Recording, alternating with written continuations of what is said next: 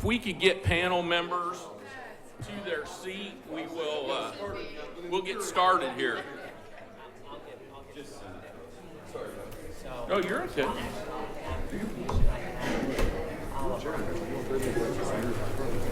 I'll just sit right where I am. It doesn't matter. You know me.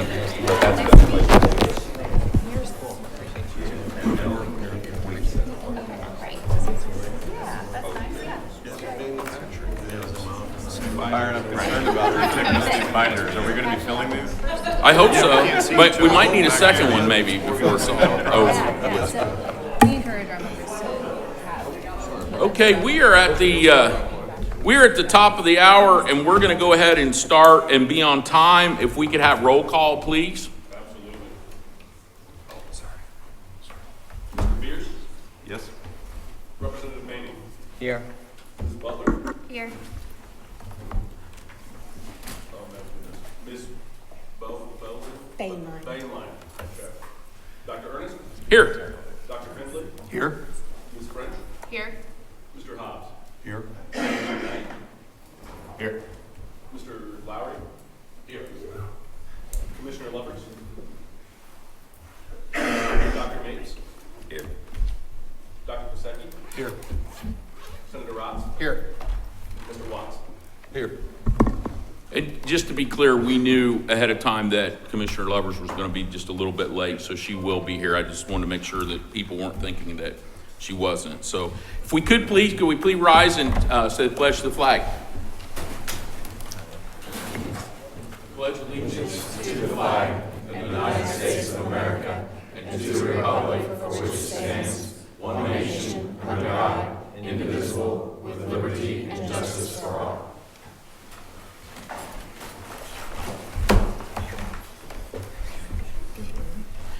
And you, staff, you did get Chris Lowry walking in, right? Yes. Did we get him? Okay. Yeah, he walked in right there. I just want to make sure. Hey, thank you. You know, glad you're here. Wanted to make Glad a to be here. splash.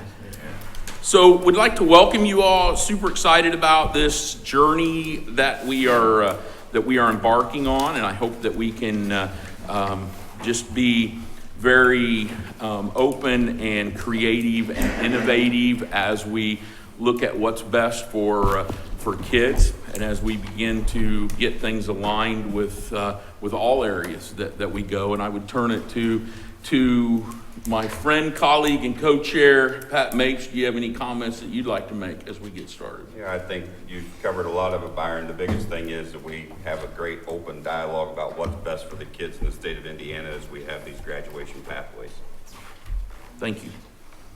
So the next item on the agenda is to look at norms. I think it's important when we, anytime you embark on a group like this, is to have some norms we sent out ahead of time for you to look at. You saw what the 8 that were on a suggested list, and that's strictly suggested. You can add to, edit, what have you, in this time that we have with a discussion, but assume positive intentions, take an inquiry stance, ground statements and evidence, timely responsiveness, communicate, allow for give and take, address issues, not personalities, and respect the mountain. Always like to respect the mountain because this is a mountain, right? And so respect that. There are people that actually enjoy climbing Mount Everest. I think that would be cool, but not in my wheelhouse. So with that, I would entertain anyone for anything that you'd like added, anything that you'd like put in, anything for discussion on that. Hearing none, do we have consensus that our norms would be what we would operate under? Yes, one motion. Please, that might be good. Motion to accept the meeting norms. Second. Okay, all those in favor of our norms say aye. Aye. Thank you. Those are our norms.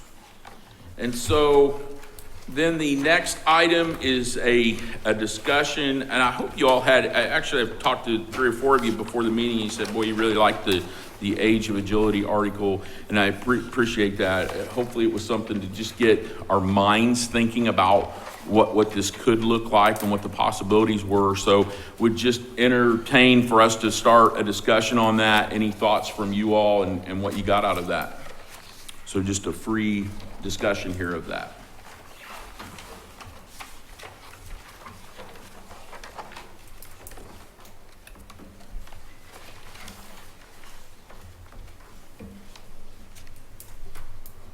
Well, Byron, I think as this pertains to what we're supposed to be doing is the fact is we look at graduation pathways, we have to have great flexibility. We have to have the ability that if a student comes in as a freshman and they think that this is a path they'd like to be on, that they have the ability to switch midstream. And I think that's some of the concerns that this panel has to discuss is that as a student moves through 4 years of high school, what's their ability to make different decisions and different pathway selections? If using it as a personal note, I was a farm kid and never thought I'd be sitting here as an administrator in education, but my education at that point in time was well-rounded enough and I had enough opportunities and different levels of courses to do many things. And I think we've channeled all of our kids to think that, higher education was where everybody needed to go, and now we have a huge dynamic change that we need people in the workforce doing other jobs. So we need to retool our 9 through 12 selection of courses and what our expectations are of students so they can be prepared to go do whatever they want to do. I don't want them to say a 15-year-old kid can tell us today what they're going to do the rest of their life is not a statement we should be making. Because what I thought I was going to be doing when I was 15 years old is not what I'm doing today. And there's a lot of great opportunities for kids to make a great living out there in many different areas, and we've got those people represented around this table. And I think this article just kind of brings that to light, that we got to figure out a system, this group, that makes sense in Indiana for 9 through 12 students to be able to be successful when they leave us and go lead a very productive life. So if I may just add on to that, one thing I think we need to keep in mind as we look at this, in piggybacking on Dr. Mapes, I'm probably on my 3rd career in my lifetime, and the group that's coming beyond us far more agile than we will be or have been. And so we need to make sure when we look at this stuff, we look at it through those lenses, because we have a tendency to look at it through ours in our experiences, and they're going to change careers. There's no 2 ways about it. And so, meaning we pigeonhole them, we want to maintain fluidity throughout the high school process, most definitely, but also keeping in mind that this group is going to change multiple times beyond that, certainly. But maybe even in a stair-step way, that some of the abilities they gain or education they gain will be part of the stair-step for their future.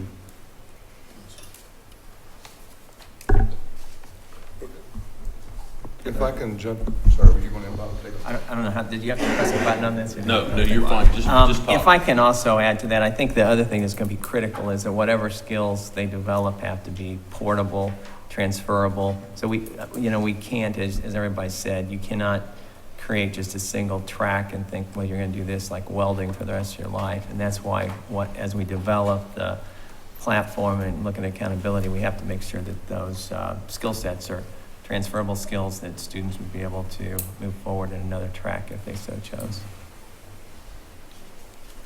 I'm just going to say ditto to what Bob said there. That was where I was headed with it also. I do want us to think about, and this goes back to what Pat said earlier, as we build those transferable skills, I think it's important to understand that the greatest gift that we can give any student is time. And right now, having sat in rooms and built schedules, there's not much time for us to look at and figure out what it is, those things that we want to do. So as a board, I hope that we truly take that seriously and look at the greatest gift we can give those students is time. I understand that we have core courses that we have to get to, but let's give them the gift to figure out, do I want to do this? Do I enjoy this? So how can I figure out what I'm good at and what it is that I like to do, and how can we marry those into a career? But having the freedom and the flexibility to do that is something that I hope stays a focus for the school. Yeah, I would just sort of echo some of the comments. And Senator Rotz, I appreciate your comments. I feel like I'm in my third career. There was public policy and then manufacturing 20 years, and now found myself in higher ed.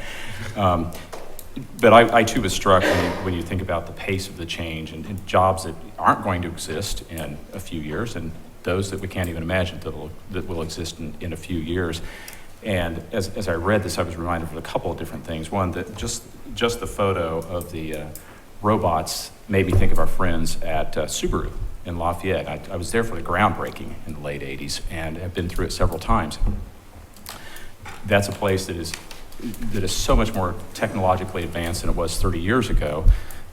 I think our friends up there would tell us there are something like 2,000 robots there.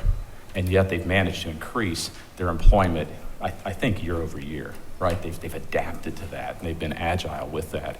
And then also a conversation with a friend who owns a privately held company here in Indiana, and who is working with some partners in Europe on a lights out factory where there won't be people in the plant. So just, I'm reminded of that agility and also then the urgency with which we have to act. And to that, I would just add that in having visited with industry as well in the last year or two because of grad pathways, right? I'm always amazed.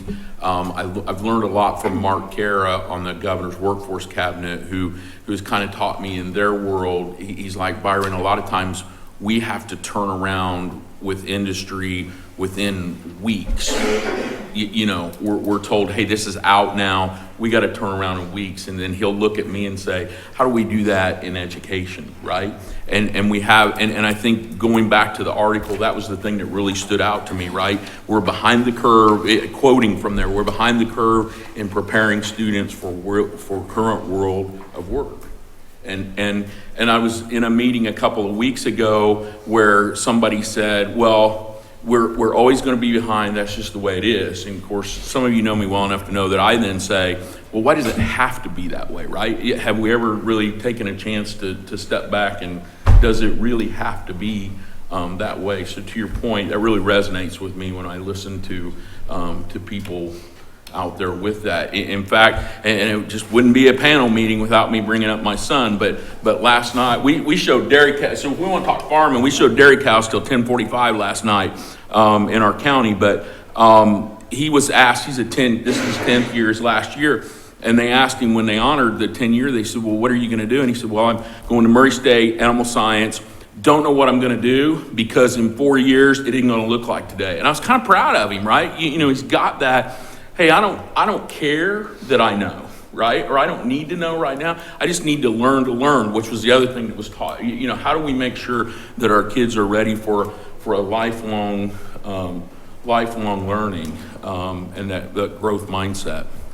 Byron, that's probably segues into, you know, you've got a little personal story there about your son, but let's real quick, and Jason, I'm gonna pick on you. Why don't we just say who we are and kind of the lens that we're looking through, and you know, I think it's important for all of us as a committee, and we got bios, but got a few people out in the audience just so everybody knows what our role is as we sit here. So Jason, if you would. Sure, thank you, Mr. Chairman. Jason Bierce, Vice President of Education Workforce for the Indiana Chamber of Commerce.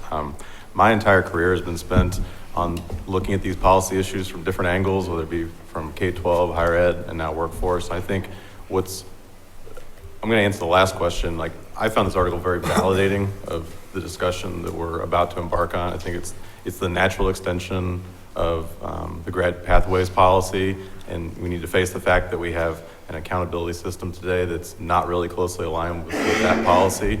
I think we also need to accept that test scores and graduation rates in and of themselves don't really provide the assurance or the signals that students and families, let alone employers and higher ed, need to make sure that students are equipped. And I think it further validates, from my lens, it's harder and harder to talk about these issues discreetly.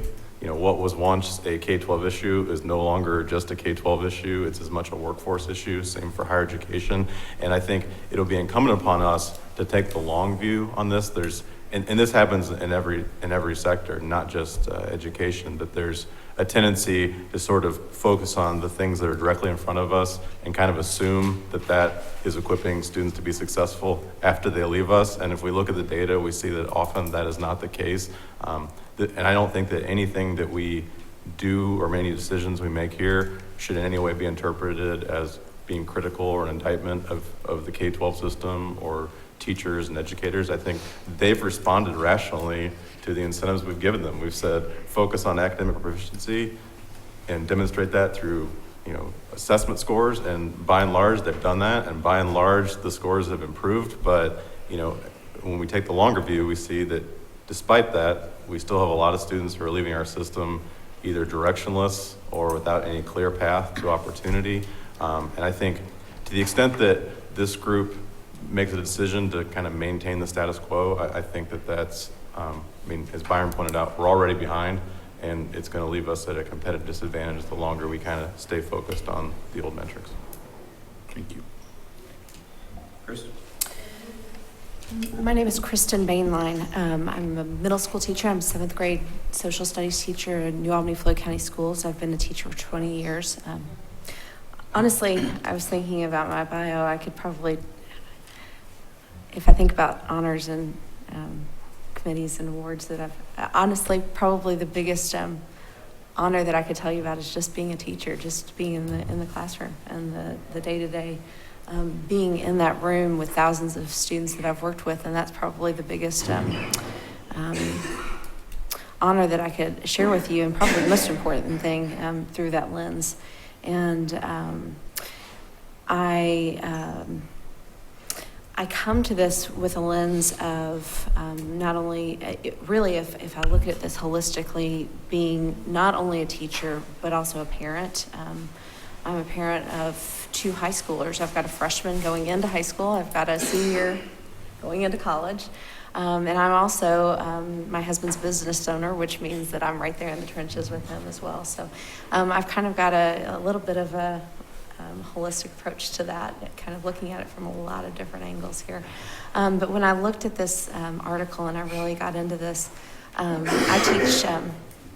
I teach Eastern Hemisphere geography, and we talk a lot about this. This is really how I approach my class at the very beginning of the year, is talking to students about why are we studying this? Why is this important? And the economic outlook for these kids is really important. And so when they're 13 years old in my class, that's urgent for them. And they don't realize it yet because they're worried about, when we just take a look at what we're dealing with here, there's kids. We say that, but let's just really think about that. We're talking about 13-year-old kids who are worried about, they just came off of vacations and they're going back into the classroom, and they're worried about what their outfit looks like, and they're worried about who they're going to sit with at a lunch table, and they're worried about whether they, have acne on their face for their school pictures. And then they're going to have about 5 or 6 years, and then they're going to go into a college, and they're worried about SAT scores and ACT scores, and they don't really know how urgent that is because most of their parents have forced them to worry about how urgent that is. And then they go through this university, and then all of a sudden they're marketable or they're not. And a lot of that has to do with decisions they've made. A lot of that has to do with decisions their parents have forced on them. And a lot of that has to do with the schooling and education they've gotten, whether they've been lucky or not, and decisions that they've made. And so what we try to, depending on teachers or parents that have pushed this on them, what we need to make sure that they understand is it's competitive out there in a different way than it was for us. They're competing against people from other countries. They're competing against not just people from Indiana, not just people from the United States. They're competing against people from all over the world. And that's hard for a 13-year-old, a 15-year-old, a 16-year-old to understand. And, they don't understand that there are more honor students in India than there are, the population of the United States. It's hard for them to fathom. But at the same time, when I look at this lens, and I'm sorry, I'm kind of adding to what your question was. I'm kind of adding to some comments. It's good. Keep going. But when I reflect on this article, I think there's 2 parts to this. One, we have to look at what are some core elements of a career pathway.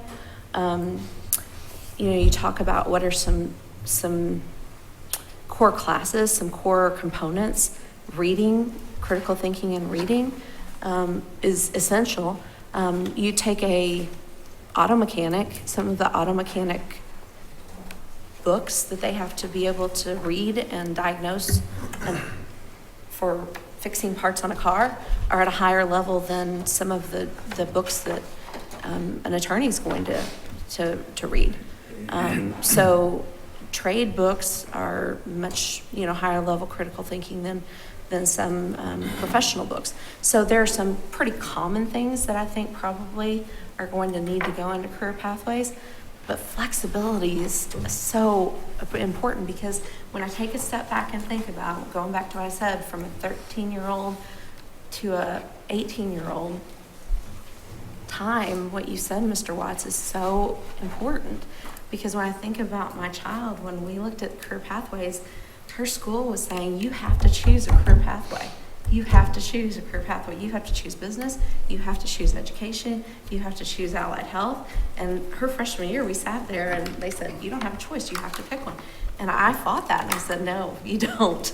Because, and that's what concerns me. And that's why I'm passionate about being on this committee is I'm nervous about accountability being held to that because I did not want her to say for 4 years, you are going to be on an education pathway when she might take classes. She took some business web design classes. She took some accounting classes that made her start to think, well, maybe I don't want to be a teacher.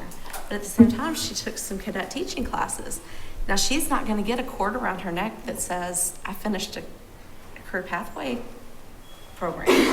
Her school's not going to get credit for her finishing that career pathway program, but she's taken some valuable experiences in high school.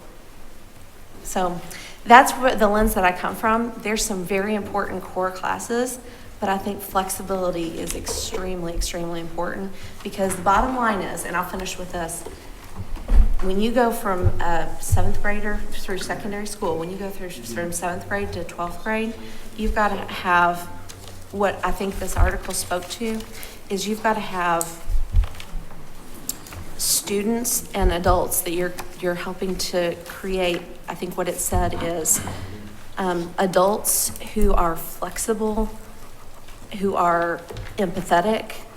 If you think about if you own a business or you employ people, you've got to have people who are critical thinkers. You've got to have people who are able to work with people. Who do you want to hire? People who are able to communicate well, people who are able to, to be flexible and innovative. And, that's what we're creating. So I think we need to work more with what are we filling the classes with? What kind of structure are we giving to these classes? What kind of soft skills are we giving to these students within the structure of those classes? Not necessarily what are we forcing them to take? So, Thank you. again, I'm sorry it took so long on that, but So we need to know. there's a That's why we're passion here about today. I'm Jody French, principal at Perry Central Junior Senior High School. We're a very small rural community school in southern Indiana, and basically an hour from anywhere you ever want to be.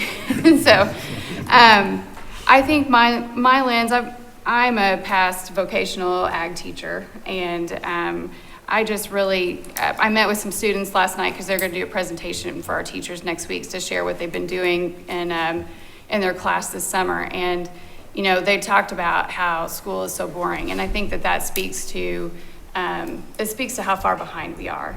And my passion is bringing authentic learning opportunities to students, and how can we provide them with opportunities to learn skills, but at the same time develop those soft skills of working together, learning how to communicate, and being excited. Learning is fun when you have the opportunity to apply it to something that you're interested in. And so how do we provide kids with those opportunities? And then, and so that really spoke to me about this article about how far behind we are, and I agree with that. And then it talked about outcomes and how we should measure with outcomes, and how accountability can't limit innovation and creativity. And I think that those are things that are going to be important as we move forward to allow for our kids to have the flexibility, but also to have some kind of idea or experiences when they come out so they know what direction to go to. The other piece that I thought was interesting is it talked about accountability as a more holistic group, not maybe what's happening in just high school, but looking at higher education and how do we marry those pieces together. And I thought that that was an interesting piece that the article brought to light. So. Matt? Matt Persecki, Superintendent of Schools, Decatur Township here in Indianapolis. This is starting my 27th year in education, teacher, assistant principal. I'm starting my 9th year as a superintendent. So my career has been in education, and I guess the focus or my interest in having this committee and the opportunity to serve on this committee is really, in repeating some of the things that are said, but really looking at the focus on our students and employees as opposed to what's comfortable for me as a superintendent or as an employer or what have you. But we'll get our benefits if we focus on the right things. And not that we're doing anything wrong, but what was good for me when I was growing up doesn't mean it's good for our kids now. And we talk about change and everything else, but then we want to sit back and say, well, this is how we want to do it. And that lack of a better word, hypocrisy, is just something that it doesn't resonate with me. I really feel that we do need to push the envelope, and when we look at the collaboration between K-12, higher ed, and the workforce, I want math, reading, writing, all of those things at our younger levels, but when we get to our high school level, we should not be preparing for a test and then, hey, good luck to you. It should be preparing for really that collaboration that I just mentioned. I think this committee is a good example of really looking at productive discomfort for all of us.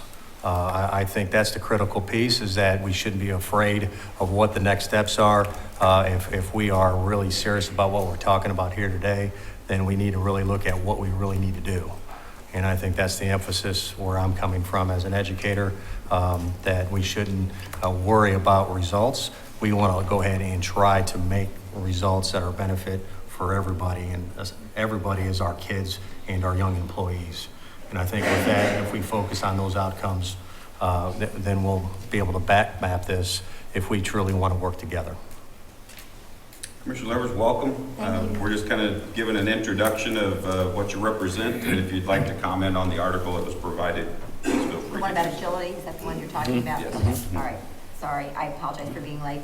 My name is Teresa Lovers, and I serve as the Commissioner for Higher Ed Commission here in Indiana. This is my 10th year to do that. Prior to that, I was in the Senate for 17 years and had the opportunity to do the job that Senator Rotz is doing right now as the chair of the Education and Career Development Committee. I'm also wearing another hat these days as the chair of the Governor's Workforce Cabinet. And I think it's really informative of the work that we're doing here as well. And by that I mean what we're really invested is the individual's success in life, and these transition points are just markers along the way, as important as all of them are. It's important to get off to a good start. It's important to have competencies and, through your high school experience. It's important to graduate from high school. It's important to have something beyond high school. But all of that is really toward the goal of giving people opportunity to live a meaningful life and have good jobs and a career. We're in the process of doing a new strategic plan at the Commission called Reaching Higher in a State of Change. I think it aligns very much with the work of the article itself and the work that we're doing here today. Especially, I would mention the thing that I'm probably most obsessed about these days is the future of work and the way that the world is changing so quickly, as this article points out. And having grown up in an era in which we did not help people transition from one era to another, and for no fault of their own, many people were left behind. I think we have an incredible obligation at this point to make sure we're clear that we're really more than ever talking about lifelong learning for people, and that the idea of one and done is probably not going to be sufficient. Back to what you were saying, the world that we had, we need to prepare students for the worlds of today, whether that's students coming straight from high school or students who are adults who are returning. So, I think as we work through this to make sure that we have an imperative here in Indiana that is really focused on the learner, and that we look at diverse models that serve learners, and that we have a clear commitment to them throughout their lives. Thank you. Senator Rhodes. Yes, sir. Thank you, Senator Rotz. Just finished my 5th year in the Senate and became the Senate Education Chair this past session, and it was a little bit more than I expected in the amount of work. And so just very quickly on what how I view what the importance of what we're doing here is incredible. Human nature change isn't necessarily in our DNA, I don't think, all that well anyway, but now we find ourselves behind the 8 ball, not only as the state of Indiana, but as a nation, to do exactly what we're talking about. And so they're very interesting times. And so I know a gentleman from southern Georgia that with his twang says, if you always do what you always done, you always get what you always got. And so, when we start looking, it's almost a paradigm shift as we start. One of the thoughts I have is we look at accountability, and then we're going to go back from there. So we're starting at the end and pushing back, essentially, I guess, is kind of what we're talking about here. And whether that's correct and whether that's the holistic approach, or whether we got to attack it from both sides from the beginning and as we approach the end as well, is probably even more a little wiser, I think. But this is a good place to start. I'm not being critical by any means. But there is an awful lot of work to do as our standing as a state and as a nation. From the education standpoint, we have a lot of work to do. But it is an exciting time to live, especially if you like, if you're visionary and you like to look out and see what the possibilities are. It is exciting. And wisely bringing or wrapping the messaging around how we actually move forward as a state, and we bring K through 12 along with us is incredible. Thanks for the foresight and the teachers and superintendents that are at the table today, superintendents, I should say, as we move forward, and as well as higher ed and the workforce. So it's exciting, a heavy load. Glad to be part of it. Thank you. Byron Ernest, I'm assuming we go too, right? You bet. Okay. We're part of it. Okay, I just want to make sure. So, taught agriculture science for 26 years. I too that's more of my prouder moments of working with kids with that. And I think the other thing that part brings passion from is, and some have heard me say this before, had the opportunity, I felt like, to be revolutionary in some ways with what we did with science in the context of agriculture. Partnerships, I said we were doing partnerships before it was cool to say that. We were very lucky in Lebanon to have AgReliant Genetics, who's still there, world headquarters for a seed genetic company. I had weeks where their genetics people were teaching our kids because I had to, had to lose any ego and say, you know what, there's things I don't know. And actually there's a lot of stuff I don't know, right? More than I know. But we were doing that, and it gave us a chance for our kids to have exposure for that. And now we have students who are in that industry because of that experience, and I'm proud of that, right? And I think that's what we need, the time factor, right? And I felt like that was what we did with Graduation Pathways, was enabled us to also not get into what I called the remediation factory at that time, which leads me into having been a principal of a turnaround school and school leaders in failing school. I always said I'm not maybe the smartest guy because I willingly took on schools that were failing, but I felt very passionate about that. And we need to enable our schools to be able to spend the time with students, really getting them ready for what's out there. Because again, I think one of the things, Jason Ells from Custom Concrete, some of you know him, he's also on the governor's workforce cabinet. He made a comment that resonated with me, and this is what I would close this part out with, that I think goes with the agility article. He said, if we really just got to where schools made decisions based on what's right for the student instead of the adults or making sure that the school looks good, then we're probably gonna have the school look good because the kids are getting what they need, right? And he said in the end, the student needs to know what to expect from college and employers. The employer needs to be able to expect they need to know what to expect when they get a student. And any post-secondary institution or any training should know what to expect from the students that they get, right? And I would argue we have a gap with that right now, right? And so for me, and I think that the article referring back to that also really makes that glaringly clear there as well. And I appreciated, Dr. Persecki, your productive discomfort. We're probably not doing our jobs if we're not having a little fear in this, right? And a little discomfort as we go through, so I appreciate that. BJ Watts, I have a couple of different lenses here. I have the distinct pleasure of serving with Byron and Pat on the State Board of Education, and I also work for the Evansville-Vanderbilt School Corporation.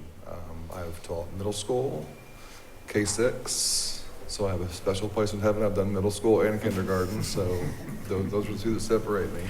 And then now I am the executive director of a program called Opt-in, which works with our community partners to build opportunities for our students. And to me, that is the most exciting thing. I was so energized when I took on this position. Just seeing that, to me, regardless of intellect or ability, what makes students thrive is when they see relevance in what they're learning. And that is what this group and what I now have the opportunity to do is say, this is why this is important. This isn't me saying this is Toyota, and this is Berry Plastics, and this is AmeriQual. These are the folks that are telling you this is what's important to us. And when students see that, there truly is a spark there. So I'm excited about being on this accountability panel and look forward to working with everyone. I'll take the chair privilege to go last, so we'll start on that end and come back this way. Go right ahead. Through a curve. Mark Hobbs, taught special education for 10 years. I've been at a Heartland Career Center this will be my 20th year. I started as a counselor, moved into the principal's position, and this will be my 6th year as the director there. Just about every person that I've heard speak has hit on something, a nugget of career and technical education. And, we are thankful for this graduation pathway option because we're a big part of it in CTE.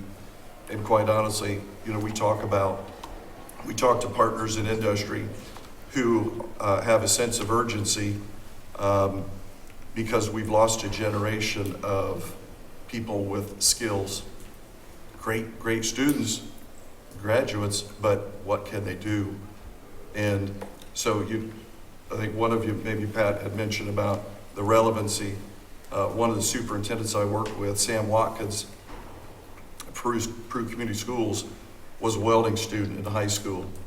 And so he always talks to me about that skill that he has followed him all through life, whether he's worked on his family's farm or he's worked on a truck, but he can go in and lead a corporation also. So I'm thankful that Dr. Ernest asked me to be a part of it and look forward to having some conversations. Thank you. Malika Butler with the Indiana Manufacturers Association. I serve as the Assistant Vice President of Governmental Affairs and I lead our workforce advocacy efforts. Manufacturing in Indiana represents 27% of our GDP and about 20% of our workforce. So workforce is crucial to our industry, and especially with the incoming generation of talent. And with that being said, one of my takeaways from this article was the importance of our education system in collaborating with industry and their local employers, and to understand what the local, regional employment demands are and what the labor market is, and how we can place those students in the jobs in their local community. And also, I would like to stress that not just for our industry, but having a holistic approach to what skills are valuable for students, and foundational skills for whether that's manufacturing or welding or construction, it's just important to help those students in guiding them through what's important for our employers. I'm looking forward to working with you guys. Thanks. I'm Drew Finley. I am the Dean of Career and Tech Ed Early College at Vincennes University, and all of our titles are very long. But my passion really is the whole dual credit initiative and moving college down into high schools. And my area specifically works with career and tech ed centers like Mark's to bring early college down into the career and tech ed field. So that's very new in the state. We've hit some of our bumps and hiccups, and we've had lots of successes.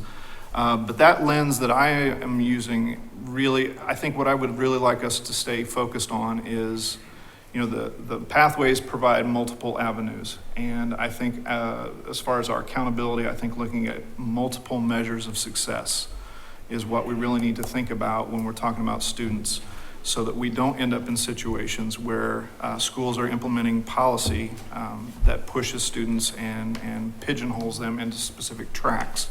And then we go back 40 years, moving backwards in our education systems.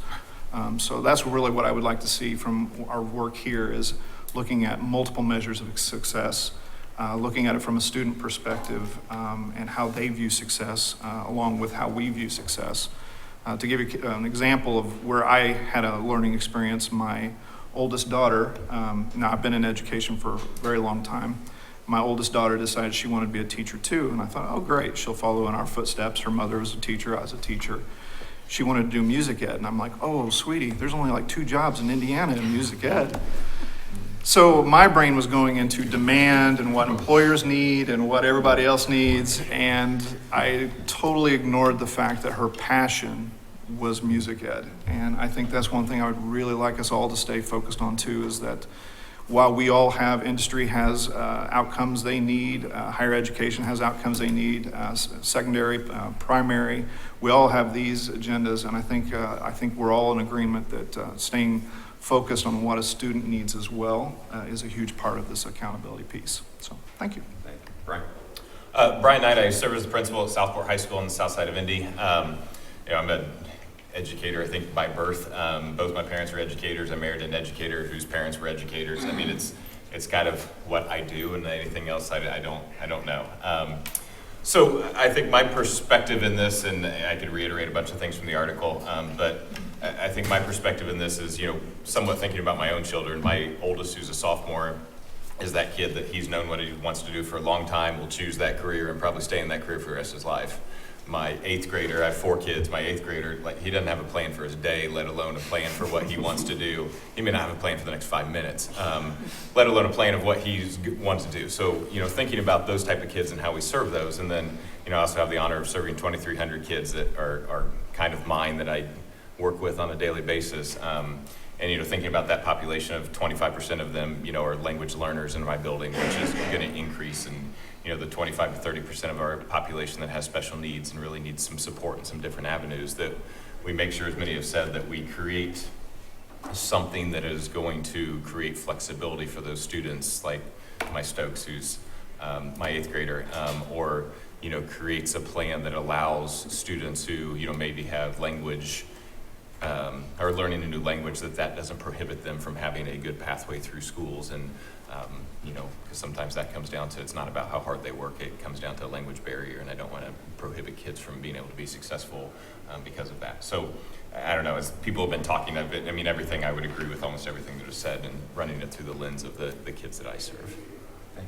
Chris? Yes, good morning again. Thanks for letting me share my thoughts on the article earlier. Again, I think I come to this with maybe a variety of perspectives, and partly because just how I've been built over the last 30 years. I think about early days in public policy, but I've thought about my own learning and education over the years. And while my undergrad is from Indiana University, I'm grateful for that. I would contend I probably learned as much or more over the years from Hillenbrand, where I was for 20 years, than any place, from lean to strategy to finance and so forth. And so I bring that perspective in, that I think we don't want to miss, as the lifelong learner, those elements that are there. And also the fact that an employer like Hillenbrand, again, grateful for that experience there, many friends there still today, you know, that was something provided to me by a company that really found it important to invest in the people in their organization. You know, they considered that one of their 3 most important pillars, and I think they still do today. So that's part of what informs me. I serve today as Senior Vice President of Workforce and Careers for Ivy Tech Community College. Again, not a higher ed person by background, was formed by these other things, but some of the things, certainly things have been said already, but I think about the lifelong learner and how we're helping him be equipped to adjust as we have to be agile to just the rapid pace of change. Also thinking about the longitudinal outcomes. You know, it's not the test today and it's not the graduation rate, but will that person be equipped to be adaptable and to move and follow his or her passions in the process? And really, really, really leaning into a significant relationship between education and employment. You know, specifically employers, there are organizations like the IMA, the Chamber, and others who represent them so well. And a few of you who are friends have probably seen this. I don't go anywhere without my portfolio. And for the past couple of years, I haven't missed a day in seeing this, and it's 10 rupee. And I keep it there because it's significant to me in that a gentleman who is leading the technical education efforts for Prime Minister Modi in India gave it to me. And we had a deep discussion about what their country is doing. And it's a reminder to me that we have to really help our especially our young learners, but all learners, including adults, be prepared, because it is a globally competitive environment. It's not just a phrase. It really exists. So again, I'm eager to work on this. I'm just delighted to be able to be part of these discussions. Thank you. Thank you. Representative Beatty. Thanks, Pat. My career, thinking back on what Senator Roth said, I actually have been in 3 different careers in my life. Probably that's the max I think I will be at this point in my life. But I started in retail, actually a small business owner. Was elected in General Assembly with Commissioner Lubbers in 1992, so been in public policy for 27 years. Been chair of House Education for 10 years.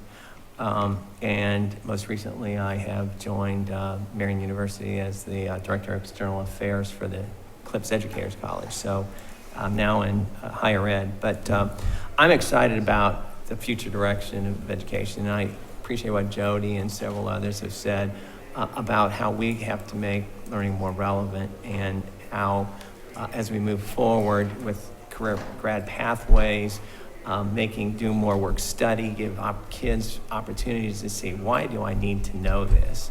And I think unfortunately our accountability system hasn't lined up to where we really need to be.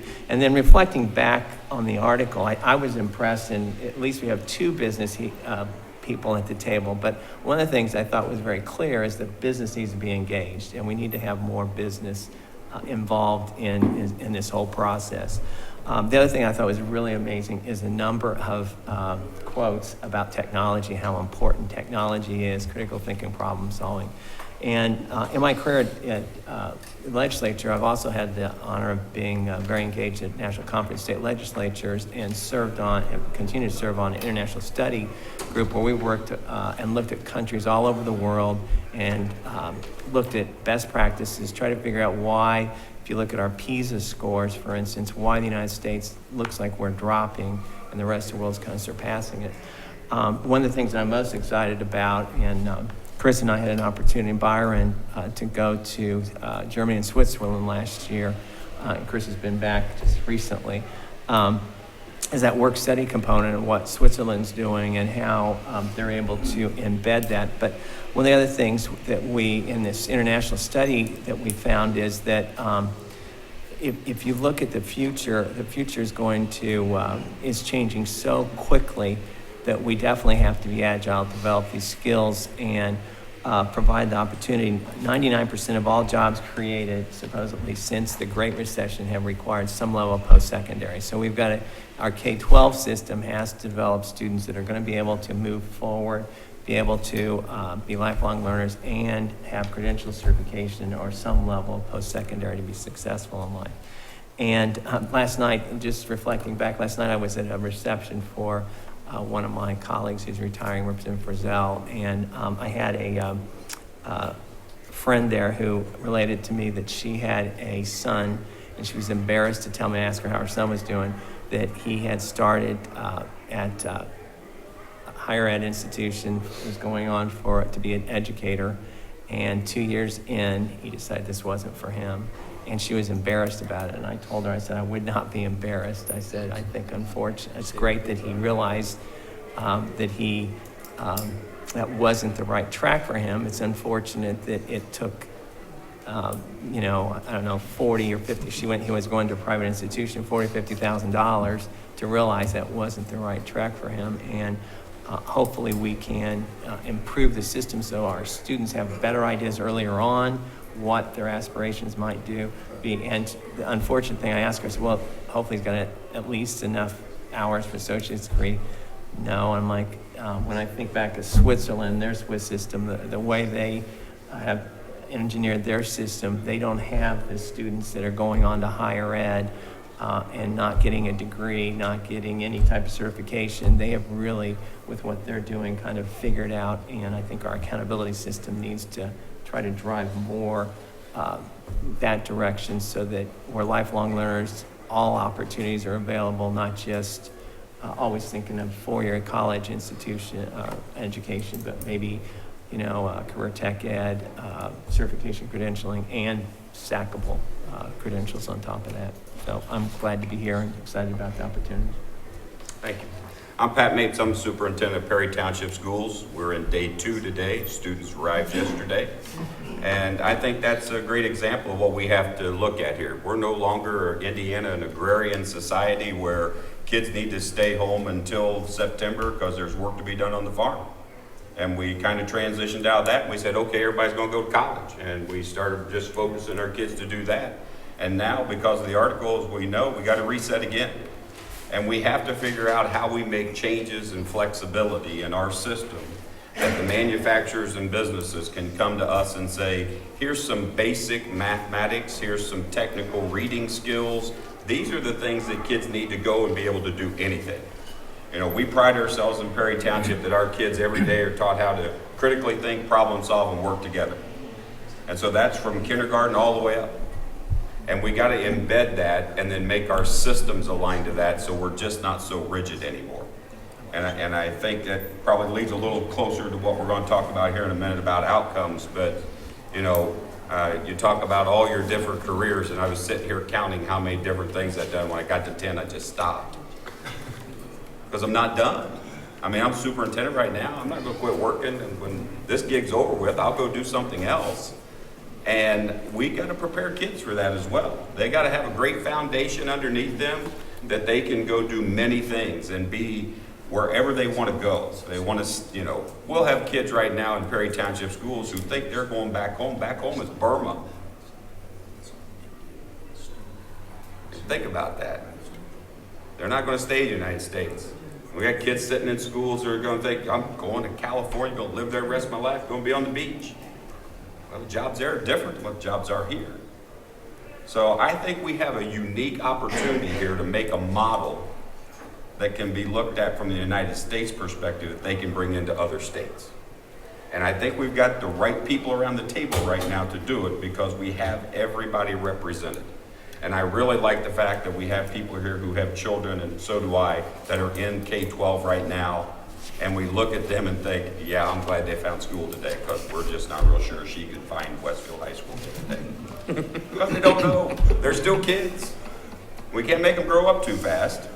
But at the same time, we got to put tools in their toolbox so they can figure out what they want to do and be successful at it. So thanks to all of you for being here today and serving on this committee. Let's move to our next item. Cool. Mr. Chairman, if I may, I'd be remiss if I didn't state for the record that we really appreciate the opportunity to represent the voice of the business community in this discussion. There's no issue that's more at the forefront of employers' minds across the state than the need for talent and more highly skilled talent. And I think as part of that, and Representative Boehning noted this, I I think more and more of our members are recognizing they've got to be much more deeply engaged in this. They can't operate purely as consumers of the talent coming out of our schools and higher education institutions. And it's going to be incumbent upon us as advocates of the business community to help build on that momentum and make sure that they're actually playing an integral role in developing and shaping that talent. So just for the record, really appreciate the opportunity to engage in this process. And because everyone else is giving their personal side, I'm also married to a teacher, and I've got a couple of kids that are going to be in the school system soon, so I have a personal vested interest in making sure this turns out right. Because you will hear about it.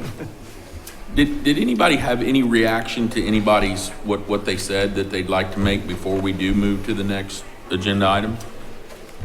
I think Matt's productive discomfort, I'm going to steal that if you don't mind. Enjoy. Okay. I think that is, change is difficult and change is hard.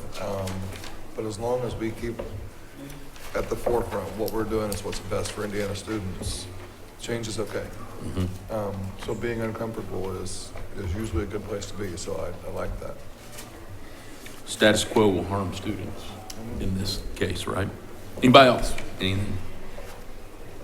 Okay, the next item was just to talk about the charge from the legislature, and I think that, and this was something that came from Matt that I appreciated as we were building the agenda, was to talk about it. And it's very simple. There are 3 items. You all have that. You all have the statutory part of this, but I think it really comes down to those 3 items is that we are to consider number 1, post-secondary preparation indicators aligned to graduation pathways requirements, including graduation rate. And then 2, an on-track indicator or indicators based upon student credits. And then number 3, post-secondary outcomes. And those are our charges. And that's pretty global and pretty. There's a lot of room there in that circle to do that work. Any questions, comments about that? And particularly, I would look to Senator Rotz or Representative Baining from this. Do you have anything that you want to add to that, or? I think it's fairly broad, as you say. It's narrowed somewhat, but it's a broad subject, and so it's wide open. Allows for creation, right? And ideation. Dr. Ernest, just a point of clarification. I know the focus of this group is looking primarily at the secondary level. Is there any expectation, maybe this is a question of the legislators around the table, for us to look backwards at the K-8 portion of the system, or is our charge purely focused on high school? The way I understood this and then you. And I'm not trying to make all the K-8 teachers nervous. Was that this was broad for the very reason that if we got into the work of doing this, clearly high schools where we really need to get this right, and get it because of the grad pathways piece. But in the larger scope of this, if we find areas within that certainly we can discuss with that. But my understanding, we need to really focus on getting the high school part right and probably need to stay focused. And then if there are pieces that we need to work within that. Your Representative Baines already given me that look. Did I not get that right? No, I would agree. I think the one thing that everybody, and I frequently hear this discussed, is legislature's blame for the fact that we have testing requirement, that there's a test anchored to accountability. The reality is, under any school that's accepting title funding is required by federal law to comply with ESSA, Every Student Succeeds Act, which requires testing in grades 3 through 8 and in secondary. So, as much as we can figure out how we want to use that data, but we are required under federal accountability to use those assessments, and even under federal accountability, especially 3 through 8, it has to be a significant weighting on federal accountability for there. And I don't think the General Assembly really wants to, and I think most educators would also say they don't want, leaders want to have two accountability systems. So we have one over here that's a state, and you get a state performance grade, although we're doing some of that right now with federal accountability because we don't agree with it. I think what we have envisioned, and Senator Rotz could share his thoughts, is for us to be as creative as possible. And, if we have to go ask for a waiver from the federal government on some of these things, I think we're in a great position to do that at this point in time. But I would agree that our primary focus initially is going to be, and I think it's a big lift anyway, to be focused on secondary. And so I think I tried to articulate that in the beginning and thinking, so we're looking at the end and then we're going to go backwards and try to set the stage so we get the product or the agility for each student, the possibilities. And so I agree. I think about even the possibility like the Indiana Career Explorer, what grade or age level is appropriate for students to start taking a look at that. And I'd say that goes back into, whatever, third, fourth grade, whatever that looks like, beginning to look at things a little differently.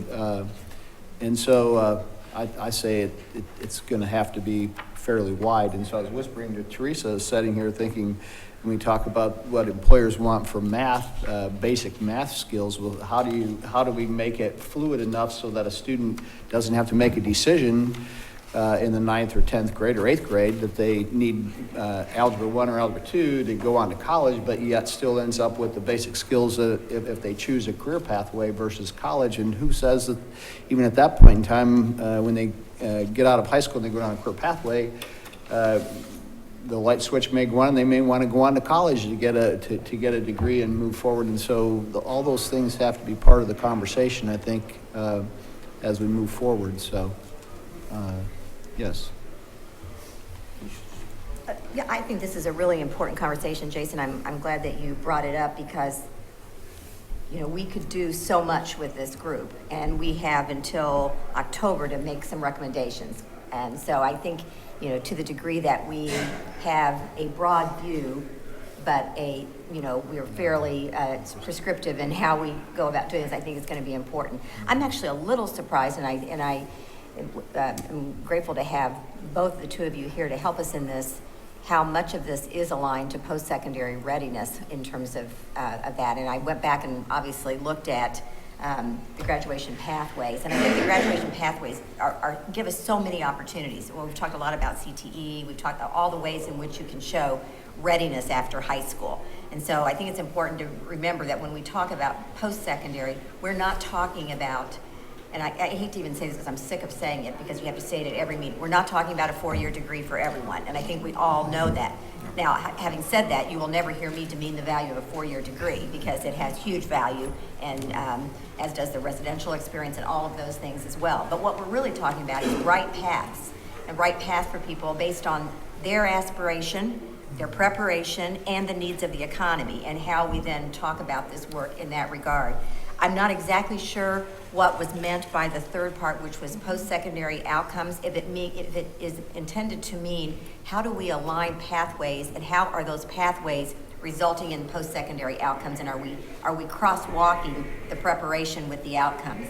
So at some point, a discussion about what we actually mean by that, I think will be important as we go forward as well. And I can just, in terms of our thoughts on that is, if we graduate a student and they show up at Ivy Tech and number one, need remediation, or number two, get to the school and haven't developed the skills to be successful in, a post-secondary environment, that is kind of what we're trying to focus on, making sure, as I said, if you think back and the data shows that the majority of jobs created since Great Recession have required some level of post-secondary. Now, that isn't, I agree with you totally. I'm not talking about a 4-year degree. I'm talking about certification, credentialing, or associate's degree. And so, the state's investing billions of dollars educating children from kindergarten or pre-K all the way to 12th grade. We ought to be able to make sure that the minute they walk across the stage, they just don't drop off, but they have the ability to continue that trajectory forward. And I think one of the ways that we can help with this is, and I know that anybody who works at a school level, at the high school level, is familiar with their superintendent, the college readiness reports that we put out that follow students from high school to what happens after high school. We may want to find a way to expand what I think is a treasure trove of information to actually include pathways that go beyond some of the ones that we're talking about now. But I mean, it follows students, what they study, do they persist, do they need remediation, what are their major areas of study. But I think we could actually marry that with some of these other pathways as well as we do a true college and career readiness report. And I think that's a good vehicle for us to use. And I think the other thing I would add is, and again, Representative Bainey or Senator Rotz, please correct me, and I'm glad you brought this up, because I even read that a little bit differently, and I think it's something that we need to be cognizant of as we move forward. Language matters, right? And the terminology always gets all. So when I read that as post-secondary outcomes, I don't go to the college or other schooling. I go to even, are our children ready to go into the military? Are they ready to go into a job, or what's next? So I guess I look at that even more broadly. So I'm really glad you brought that up. Am I misreading that when we talk post-sec? Because we're not just looking at college that, and you wrote a great article about a year ago on that I think we ought to send that out to everybody. Jason was supposed to tell you I really liked it then, but you talked about that distinction, right? That we're not pushing everybody to 4-year. I was glad you brought that up. But to me, post-secondary can mean a lot of things. I would agree. I mean, I think there's no question. We're talking about enlistment. We're talking about employment. Post-secondary, I mean, too often It's really post-high school graduation. Terminology Yes. gets tied up, but I think in a number of different things we're looking at what's the next step for students. Because many times, there are times where employment may be the next step for them, and it does not include certificate credentialing, although they are going to have additional skills to be successful in long-term. But so I agree with that analogy. Thank you, Dr. Ernest, for not waiting until the second meeting to begin listing my shortcomings. I appreciate it. Sorry. Anybody else, anything on that, which might really make a great segue into the next agenda item? Pat, you good with going to the next agenda item? Yes. Of course you are. So developing, one of the things that we just wanted to start with today that I think will also then help to develop what is an outcome, right? Which I think we need to get to. But we discussed as we were building this agenda how to get there. Really it becomes, okay, if we want to be creative and innovative, let's look at what are student outcomes. And so if we look at this post high school graduation, what should a student be doing? What should they be able to do? What's that look like? And even some states have been innovative to the extent that they've really taken a look at what does a high school graduate look like? And I'm not talking physically, I'm talking, what do they look like? What do they have? And I think to the other point that I wanted to, and I didn't at the time, but I would just say this and then shut up on this. Having had some conversations, because I've been trying to work with some folks with the U.S. Department of Education as we've gone through this, and I've had a chance to do that through NASB and some of the work that I've done and some panels that I've been on. They really are hungry right now for states to be innovative. And that gets to be an interesting discussion, right?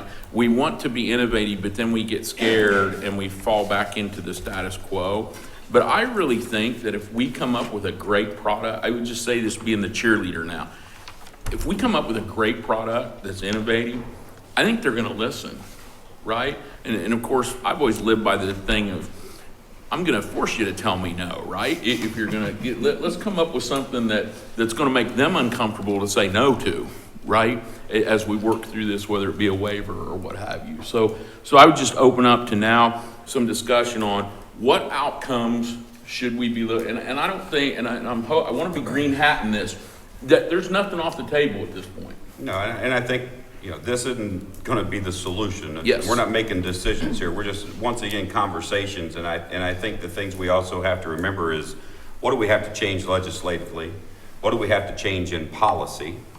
You know, what do we have to change in the whole system? We got a clean sheet of paper here to prepare kids for what's ahead. And I almost want to just not even look at what we do today. And I want to start new and say, okay, we got grad pathways. What kind of skills and what type of requirements are there to make this work for kids? And that's a lot of work, October being our deadline. But it is one of those things that I think we strap schools, and when I talked to Malika, I told her, I said, we as educators push business away from us because what you want us to do doesn't line up to what we're accountable for. But this conversation is about how do we get you in and get basic skills for people to be employed by you. So we have to look at all of that and say, we got to change this. We have to, whether it's legislation, whether it's policy, whether it's something from the department, something the State Board of Ed has to do. After this meeting's over today and we have a quick turnaround time, I think that's something that all of us need to go back and find one or two things that says, oh, that keeps us from partnering with the school district. And the school people, we got to look at that and say, until you get rid of these requirements to us, we're not going to open our doors to bring those people in. Because that's the rub right now. We are really good at telling you get out. And we have got to open our arms up and welcome you in. We've welcomed higher ed in. Tell us what courses, dual credit courses, AP courses, we put all those in our system. We haven't served all of our kids. We need to hear from the business people and the CTE side of it of what skills do those kids need to be successful in those pathways. That's an opportunity for us through dual credit too. We now have 64% of students graduating from high school with dual credit, and a growing portion of those are CTE dual credit. So I do think there's, an opportunity there as well. I would say that one of the other things, and this is a more difficult one for us to deal with, but I think it undergirds what we're talking about. It's about changing a culture of a state as well, which means that parents and everybody, we need to have this sense of urgency about what we are preparing students to enter into the world and what those opportunities are. And so, we all know that, as Malika has said, all the focus on manufacturing, but manufacturing is, they just did a study recently, showing about manufacturing the way it was. And I said, our obligation as a state here is to pivot from the way it was to the way it is and have people understand a very different world. And that means that our reach goes beyond even the traditional ones that we think of. It's communities and regions and parents and families. And I know we won't be able to do that, but I think we have to keep thinking about that as we do our work. Yeah. Others? To me, when I took my new role with EVSC, the first thing that Dr. Smith asked me to do was to work to redefine what post-secondary success means to our parents. Because in the past, that was getting into IU and getting into Purdue or getting into Marion. We celebrated those students. And I feel like being a part of, I'm saying because Byron's sitting here, the pathways work that we did is the best work that I've seen come out of this board since I've been a part of it. And I truly believe that because we've said we've given every single student a pathway to success. No one was excluded. And if we truly believe that, then pathways to me becomes accountability. Because if we have given you the skills to be enlisted, employed, or enrolled, K-12 has done its job. Those are the outcomes to me. The one thing I want to make sure that we think about is, just like teacher evaluations, I want you to evaluate me rigorously on the things that I can control. So give me those things. If I can control them, I want you to hold me accountable for them. I demand that you do so. But let's not hold schools accountable for things that they cannot control. And I think when I look at that, my major, comes to mind is how, 70% of my kids live below the poverty line, and how do I always control, you can prepare them for the path, but then once they leave your building, we've mentioned how many jobs are kids gonna have when they leave our schools. If a kid decides to take a year off before college to try to earn some money so he can pay for those things, I just want to make sure that that's not something that hinders a school when that kid is prepared to take that next step, and we've proven he's prepared to take that next step. If he chooses to pause before he takes that next step, those are the things that concern me of, like, we've done, like you said, our responsibility, making sure that they're enrollable, employable, and listable. But then once they go on to that, just how do we define those outcomes and how do we hold schools accountable for those outcomes? I think need some cautious attention to it. We may need to do it in a longitudinal way that's more than a year, but having said that, the pause of a year is a scary year. Absolutely.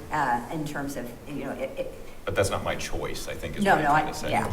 Oh, so then maybe, we feel the same way we do this similar, people say, what happens 1 year after college graduation? And we say, you have to look 1 year, 5 year, and 10 years to really get a complete picture. And I think that's Yes. similar there, that you have to get a more complete picture. But, I do know what you know, which is when we lose them for a year, for no fault of yours, I mean, I'm not saying that, but collectively, it is a huge lift then to get them back. Absolutely. And maybe that's where we start focusing on the plans that we can do in school, working with the students, coming up with the plan. That's something that we can be accountable for, and making sure, and then having documents or portfolios to give evidence that that has been done, or the student has done the applications like we do with the college applications and things like that, to show, at least from the school's perspective, this is what they've done for that piece of it. And then the handoff, that's where we got to start thinking about what does that look like on the handoff. Does the employer then take accountability? Does the post-secondary institution? Does a certification? Where do we have those other pieces? Well, I think that might be a way to look at it, because you don't have any control once the student leaves, but we have absolutely every bit of advising ability while they're there. Well, and to that point, I think from the lens I look at this is a diploma plus type mentality that, we really need to encourage and support schools to think about how they can integrate post-secondary credentials, certificates, certifications, occupational training as part of the high school experience, that students would be graduating not just with a diploma, but something that sends a signal to the employer community in particular about what skills and competencies students have beyond that. And I think there are a couple different ways we can look at that.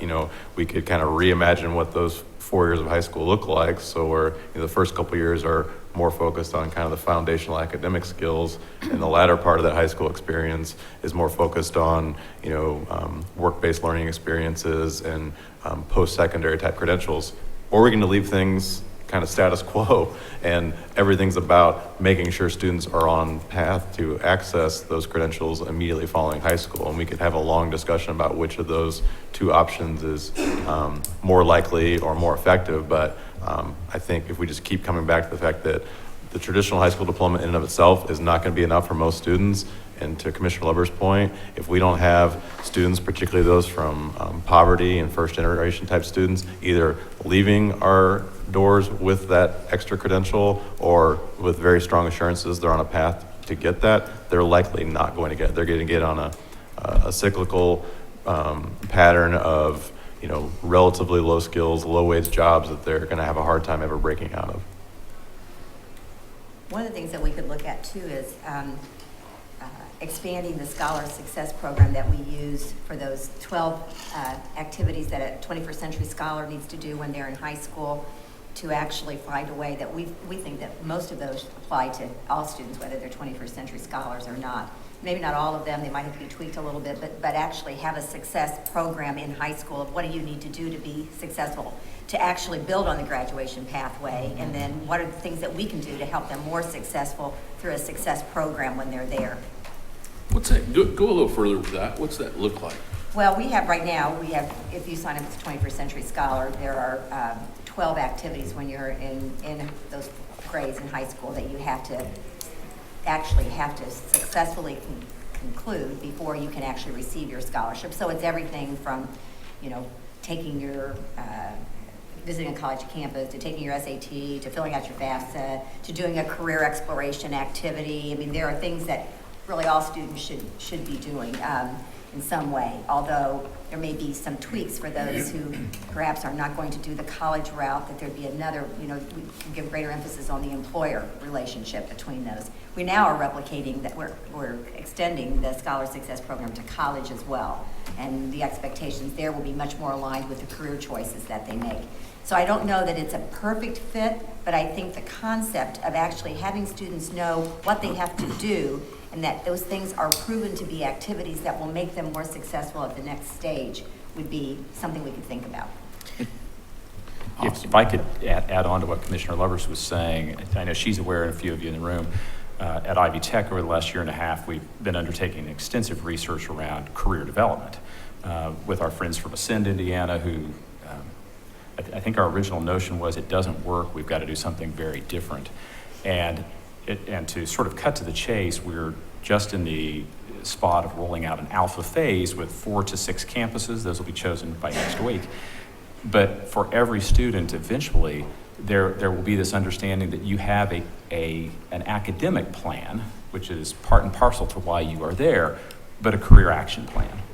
And sort of stealing conceptually some from what happens with 21st century scholars, that career plan braided with their academic plan is really going to put a student through the paces of things they need to be thinking about over there. So whether that's mock interviews and turning to our friends at the Chamber and IMA and other places to say, we've really got to have employers help us do those, right?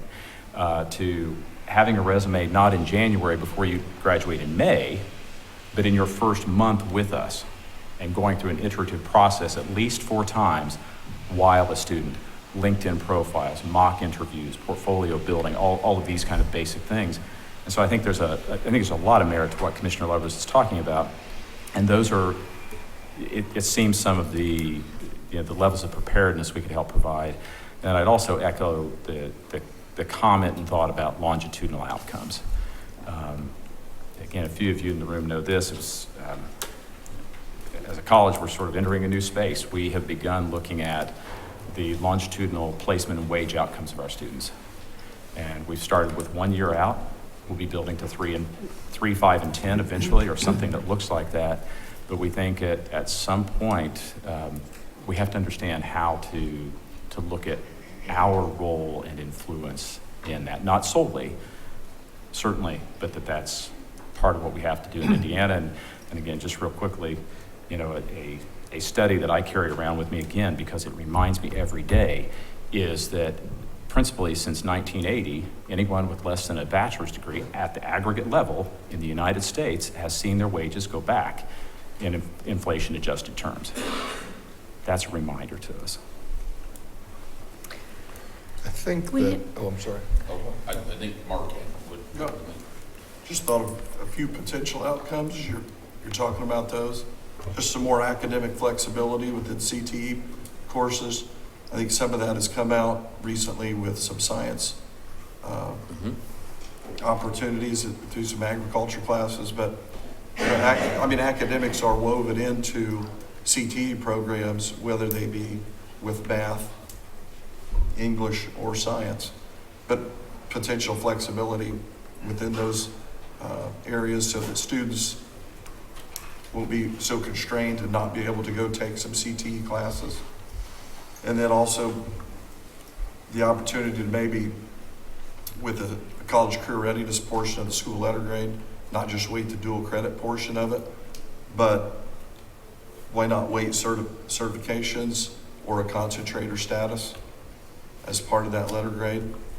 Because the dual credits schools are blowing that up and they're being very successful at that.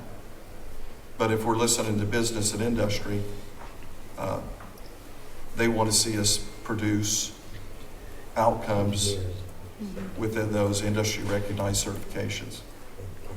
Which would go back to what you were saying, Jason. You were actually kind of referring to those certifications and things that he's as outcomes, right? That could either be looked at, and that's where we'd want to have some flexibilities for schools. To your point, Brian, that you either have those at the time you're leaving, or we look at it a year out. Have they now got them? Because some of those things you just can't get done while they're in school, right? And how do how do you look at some of those, and how do you weigh out what's the responsibility and that kind of thing, which changes the way we look at, in my opinion, as we talk about disrupting and looking at how schools do differently. I had the opportunity to spend some time with some KIPP folks from Houston, Texas, and they've actually changed a little bit of their model in that they now have a college integration specialist and a career integration specialist. And they've actually found that now they're working with students after post-graduation just to help them navigate what's the next pieces. And what they found is that and please, if you're fact checking, I am just paraphrasing our conversation. So I actually want to have more conversations and get more details, but they found that if they can follow up with a student that's gone to college and just do some follow-up, that their success rate goes up, right? And it doesn't take a lot, but I think that changes the model as we look at what does it look like, right? To your point, because I take your point completely, right? But how do we give a little bit of support? Because sometimes I think in some areas, what's a kid do when who do they turn to, right? In some places there are those, I always say we have pockets of greatness for lots of things, and so there are places that really handle that well, others not so much. So I think some consistency there with that. Jason suggested, you mentioned there's 2 timing opportunities. I love that you said, let's just put a blank page on the table. Mm-hmm. And one thing that I think that, and this may not be with the charge of the committee, but I think the timing of looking at, could we move it sooner into younger grades, this opportunity for career technical education and training, when we shifted from the traditional shop classes in middle school and throwing that out with the move to solely college prep. We threw the baby out with the bathwater, and so now we find ourselves into this, transition into manufacturing and trying. And we haven't found that happy medium. We haven't found that. We're in a flexible situation and trying to find what is best for Indiana, what is best for our students. We mentioned a couple of things that really stood out to me. One is, are our students ready for college? And I think a big part of it, a lot of us around this table have been teachers. A lot of us are in the schools. And one of the problems that I see is, no, a lot of our students are not. A lot of our students struggle. A lot of our students have sat in classes. We have children of our own have sat in classes where they have struggled to get the deep reading education and comprehension that they deserve. A lot of them have struggled to get the core math instruction that they deserve. And I will tell you, from a teacher perspective, from a teacher leader perspective, from a perspective of someone who has gone and evaluated many schools throughout the state, not just from a person who's been in one corporation, a lot of that is because of behavior issues. A lot of that is because of teaching in classrooms where there are students who struggle to maintain focus. And I would venture to say that a lot of those students have a mindset of kids who crave to be doing something that they are passionate about.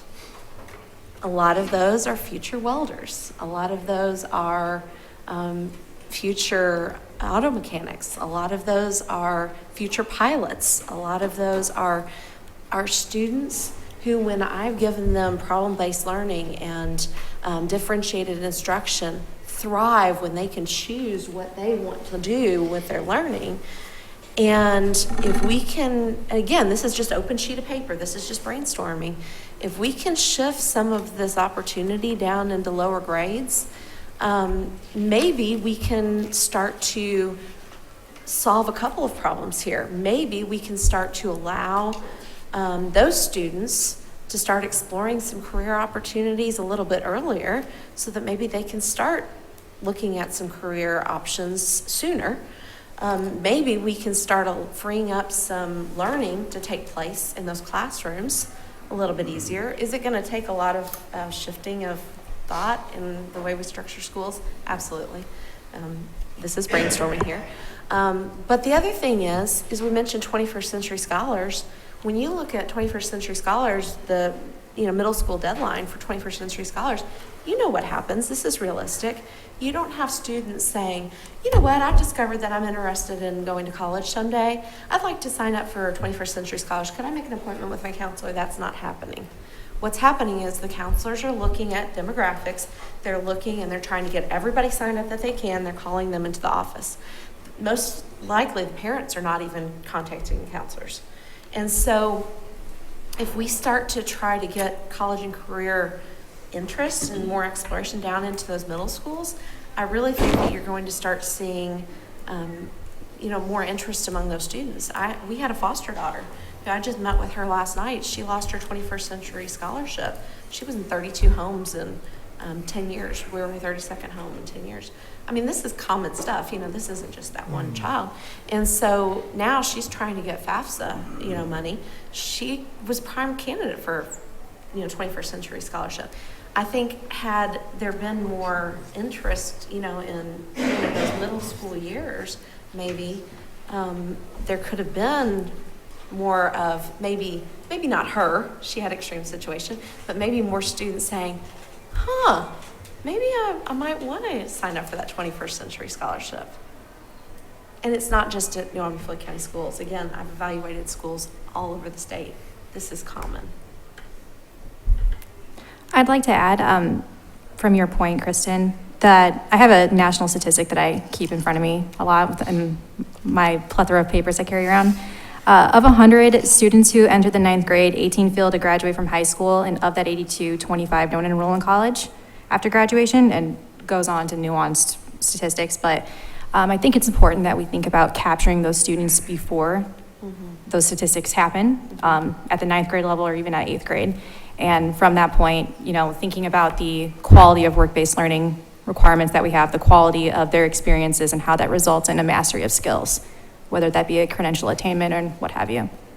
I think one of the things that we could think about too are what are the reasons why students aren't successful. We know, everybody in this room knows that math has been a major reason why we've had difficulty with that. I think the new focus on a transition math course for those who passed Algebra 2 but passed at a very low level and it may not indicate college readiness, and the reinvention of college algebra, taking college algebra and redesigning it as well, I think will make a big difference.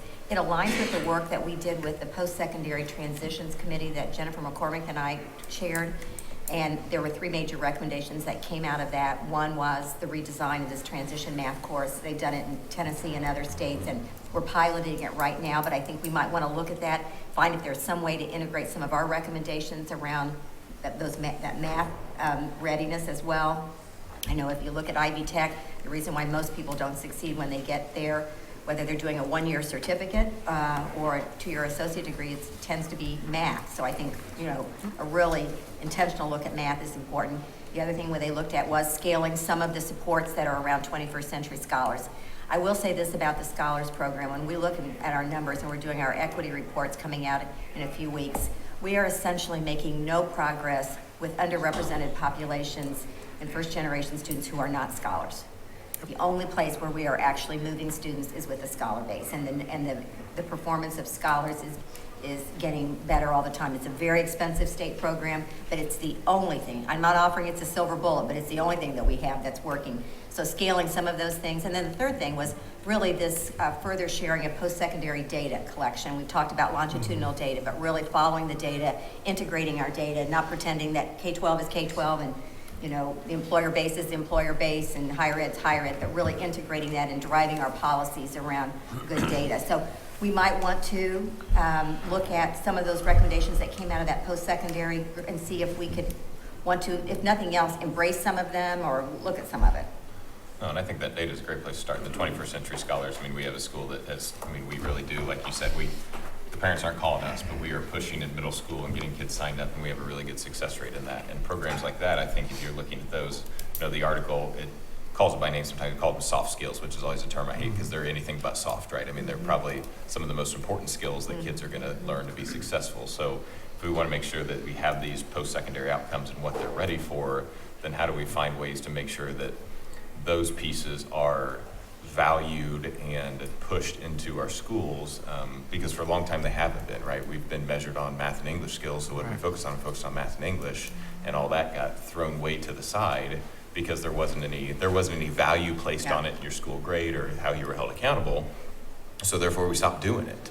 And now I think we've created ourselves another problem of now our kids are walking out, and I think when we talk to industry people and those type of things, they're not telling us, hey, your kids aren't good in my industry because they don't have Algebra 2 skills. They're saying they don't show up. It's all those things that we've called soft for so long that we've got to find a way to bring those back in. And if we're looking at those as using those as outcomes for, like, is a kid prepared or not, rather than just do they have, passing a test or getting a certification or those type of things, how do we make sure that those are valued and integrated back into our schools, and not just 9-12, but integrated back in our schools at a much larger scale?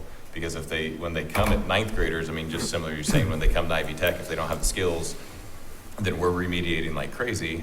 I mean, they can blame high school, and we do at high school, then we're going to blame middle school, and you do at middle school, you blame elementary. And so I mean, it's one of those things that you can just continue to trickle that down of saying, well, the secondary schools aren't preparing them, but we run into the same struggles that you run into. Is like, we're starting with kids, and we have 2,300 kids that are starting in 2,300 different places when they walk into our building.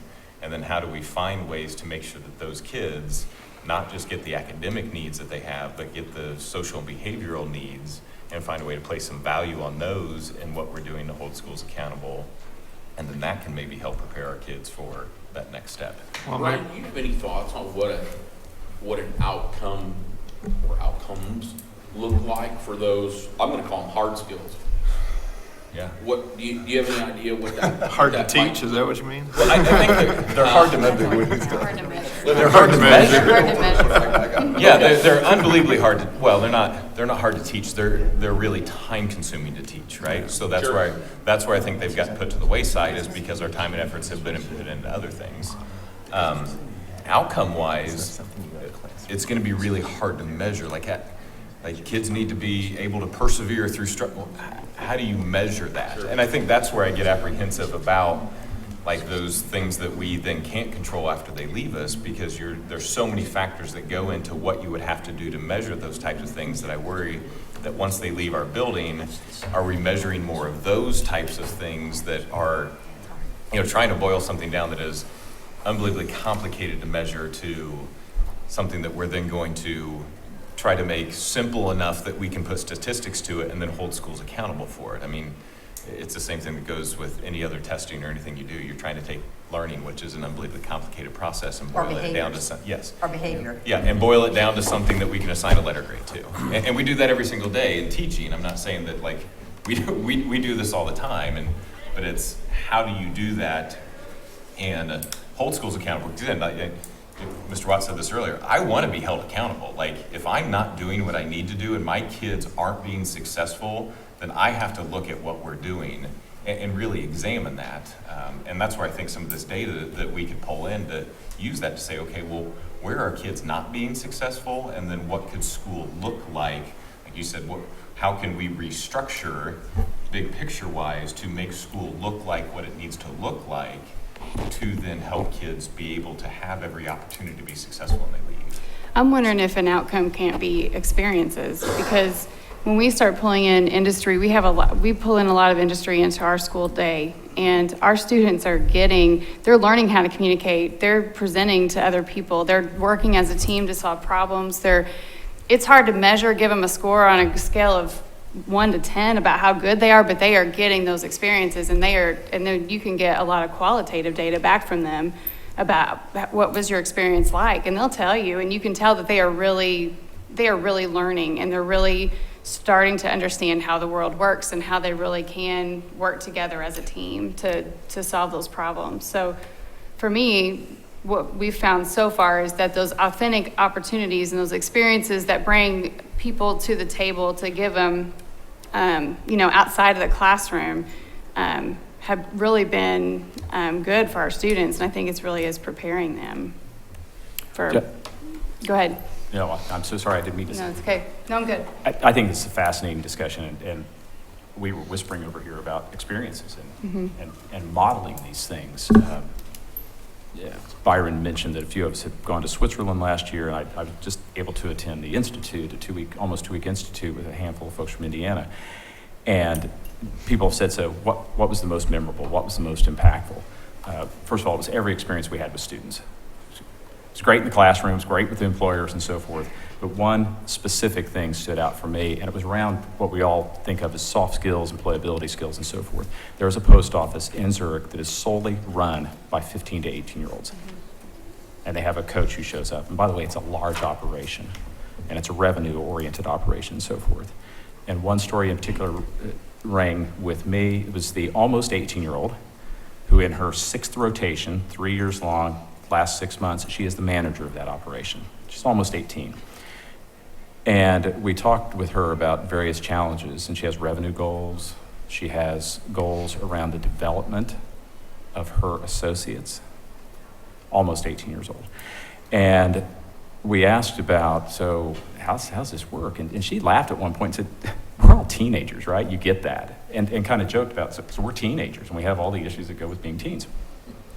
But she talked about one student who, on the second day, 15-year-old, who showed up for his duties, you can't make this up, was 2 minutes late.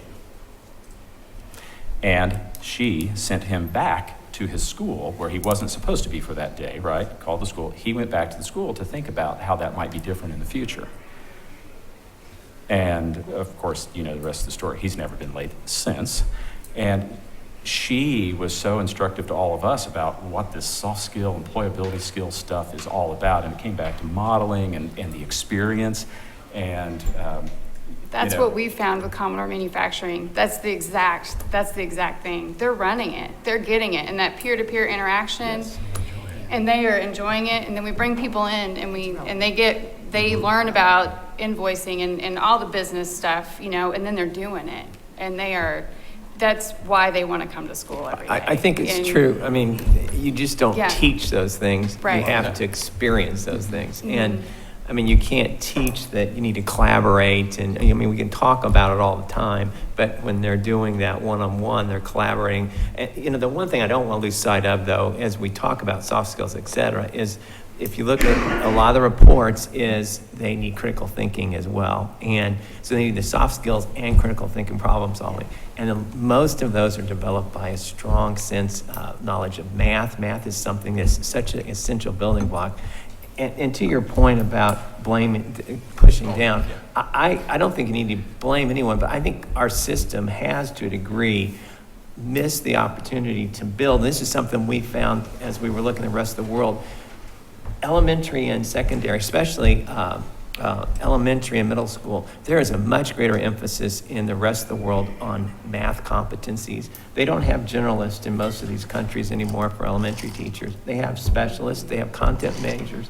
So I'm teaching math, and it's not a discredit to math teachers today, to elementary teachers today. Most programs in most traditional teacher prep programs may have 6 hours of math for an elementary teacher. Elementary teachers teach the way they were taught many times, and the studies would show if you go out and interview elementary teachers, the majority of them will tell you, I don't like math. Well, reading teachers. Exactly, literacy is where we are. So how are you going to teach it? You're going to teach it in a way that's not something that kids are going to find engaging and something they're excited about. It is a push down. We have to be broad in terms of the way we're thinking about some of this. And then we need to measure it with criteria reference tests to make certain they have those skills. And that's the other thing we've missed, because we've not done that. We keep moving the target. We never tell us what the target is. So we get a criterion reference test for elementary kids and middle school kids that says they have that skill. And it's kind of back to competency-based education. But we don't do that right now. And because of that, kids have huge gaps in those skills. Yeah. And I think in looking at those outcomes, the experiences, I 100% agree, but I also think we've got to be cautious on what if we're going in that room, what we define those experiences as, or what they would take, because again, you may be talking about not only now redefining education, but redefining our entire system, because I have a high school that has 2,300 kids in it, and about 10 miles in any direction, there's another 4 or 5 high schools that have 2,300 kids in them, and like what load does that put on workforce or industry people or those to form those partnerships and relationships? And we're trying to get them in now as much as possible. I just think we've got to be cautious on how we define that experience, because there's a ceiling on how many folks you can bring into schools, and with Center Grove and Greenwood and Decatur and Perry and Southport and all those schools right there, that's a massive load of IPS, and all within a 10-minute drive of us, it's 50,000 kids, and there's not enough industry to support that many students. So while I 100% agree that you can't just teach those skills, they have to go learn those skills through experience. If that's what we're going to talk about as defining, I think we've just got to be cautious on how we define that experience so it doesn't create a strain for schools and industry together. Yeah, we're just sort of on the cusp of figuring that out, I think. Yeah. And it's not just the capacity issue, it's also the quality issue. Yes. Are we actually identifying quality experiences for people when they're having those? Yes. I think, I appreciate what Bob said too about, the critical thinking with this. If there's anything that I hope this group resists doing, it is making false choices and saying, we've overemphasize this, so let's overemphasize this, as opposed to really talking about the right fit for students. The sense that we demeaned vocational education, so let's demean 4-year degrees. We demeaned this, so let's do this. It's really a holistic view of education and training that isn't one or the other. It's the best fit. And so if we have the ability to have this discussion at a higher level than I've been hearing most any place right now, this would be an extraordinary group that really is learner focused based on their preparation and aspirations and what we need, the economy needs. If we can do that, I don't know what else we accomplished, but the dialogue will have been a refreshing one. Well, and to that point about the balance and resisting the tendency to overcorrect in any one direction, this is not my original statement, but I've heard observed about the business community that employers hire for technical skills, but they fire for fundamental or soft skills. And so thinking about how we balance those things, I think is going to be really important. But also recognizing that it's just not feasible or even fair, for that matter, to roll everything that we would consider important into an accountability system for schools. And so being really intentional about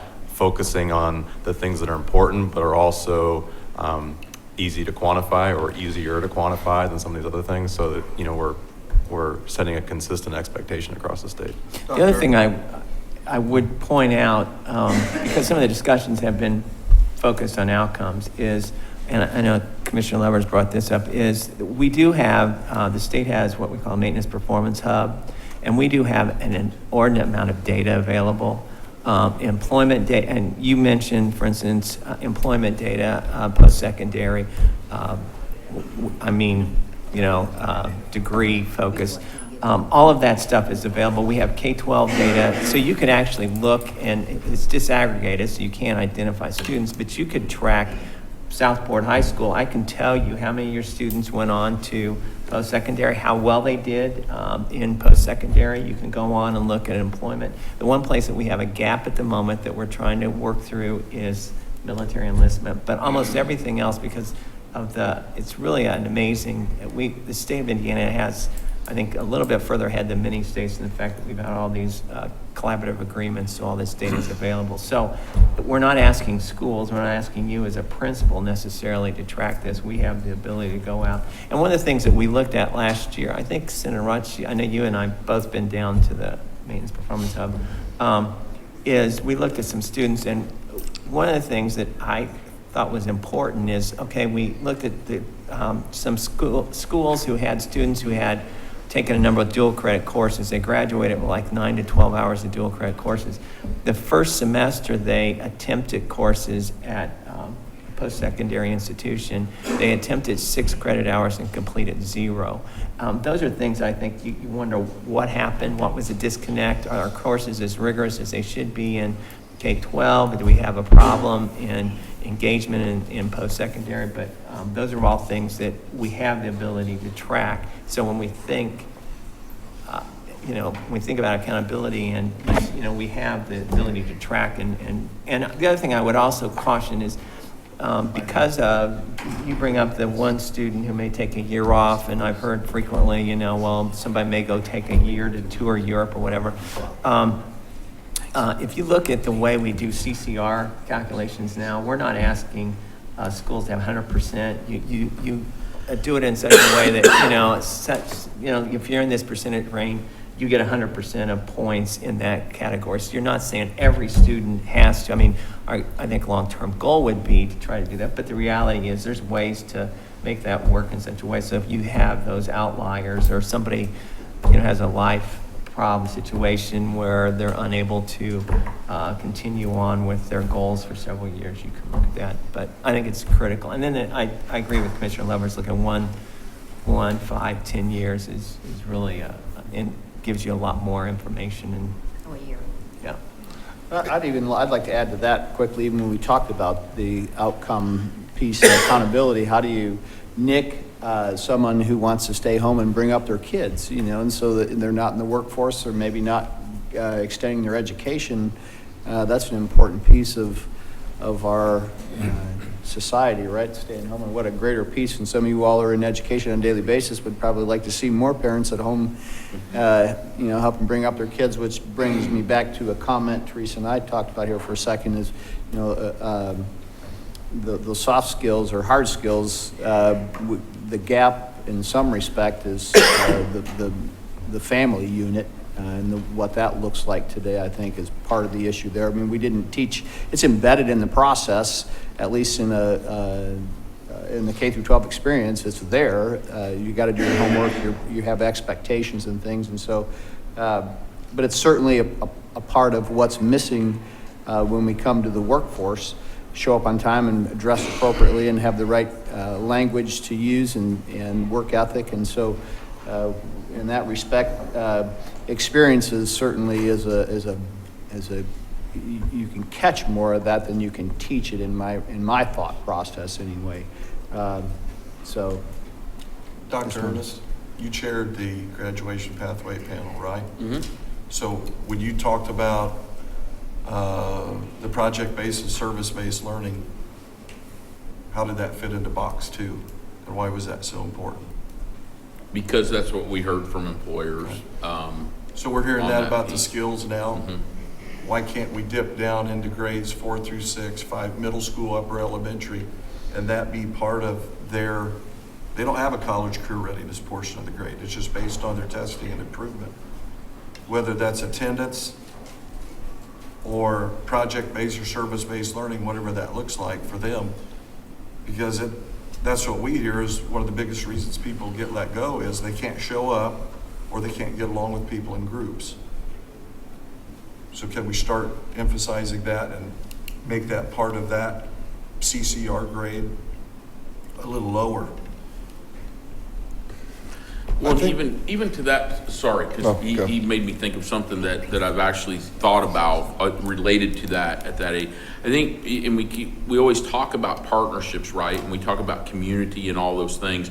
Are also, how do we leverage things that are already going on in the community? So I look to, and I don't necessarily have this thought out, so just hear me out. I'm just talking out loud here at this point, right? But like 4-H, for example, because I'm in that world right now. So you've got a lot of students and kids that have some really real project-based learning that they're doing, right? And how do you, I was actually talking to one of Purdue's extension leaders for the state last night about this while standing at the fair. You know, how do we leverage that experience into our schools? Let's, you know, we say that all the time. We don't want to be responsible for everything. So how do we partner? But what's that look like? How do we make that be an outcome, right? And what does that look like? So you prompted. I hadn't really thought about that this morning, but you're absolutely right. How do we back that back down into that? Sorry, I interrupted you. You're good. I hear echoed around this table how important those executive functioning skills are that we're talking about. Another name for them. Yet at the same time, social emotional. Sorry.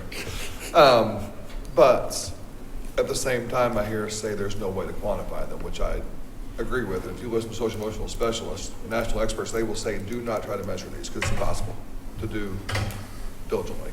So, but if we do not include this in some format in accountability, I'm going to tell you it's not going to get done. If you walk into the elementary school right now in the state of Indiana, anywhere across the state, I can tell you what's happening. Language arts and math.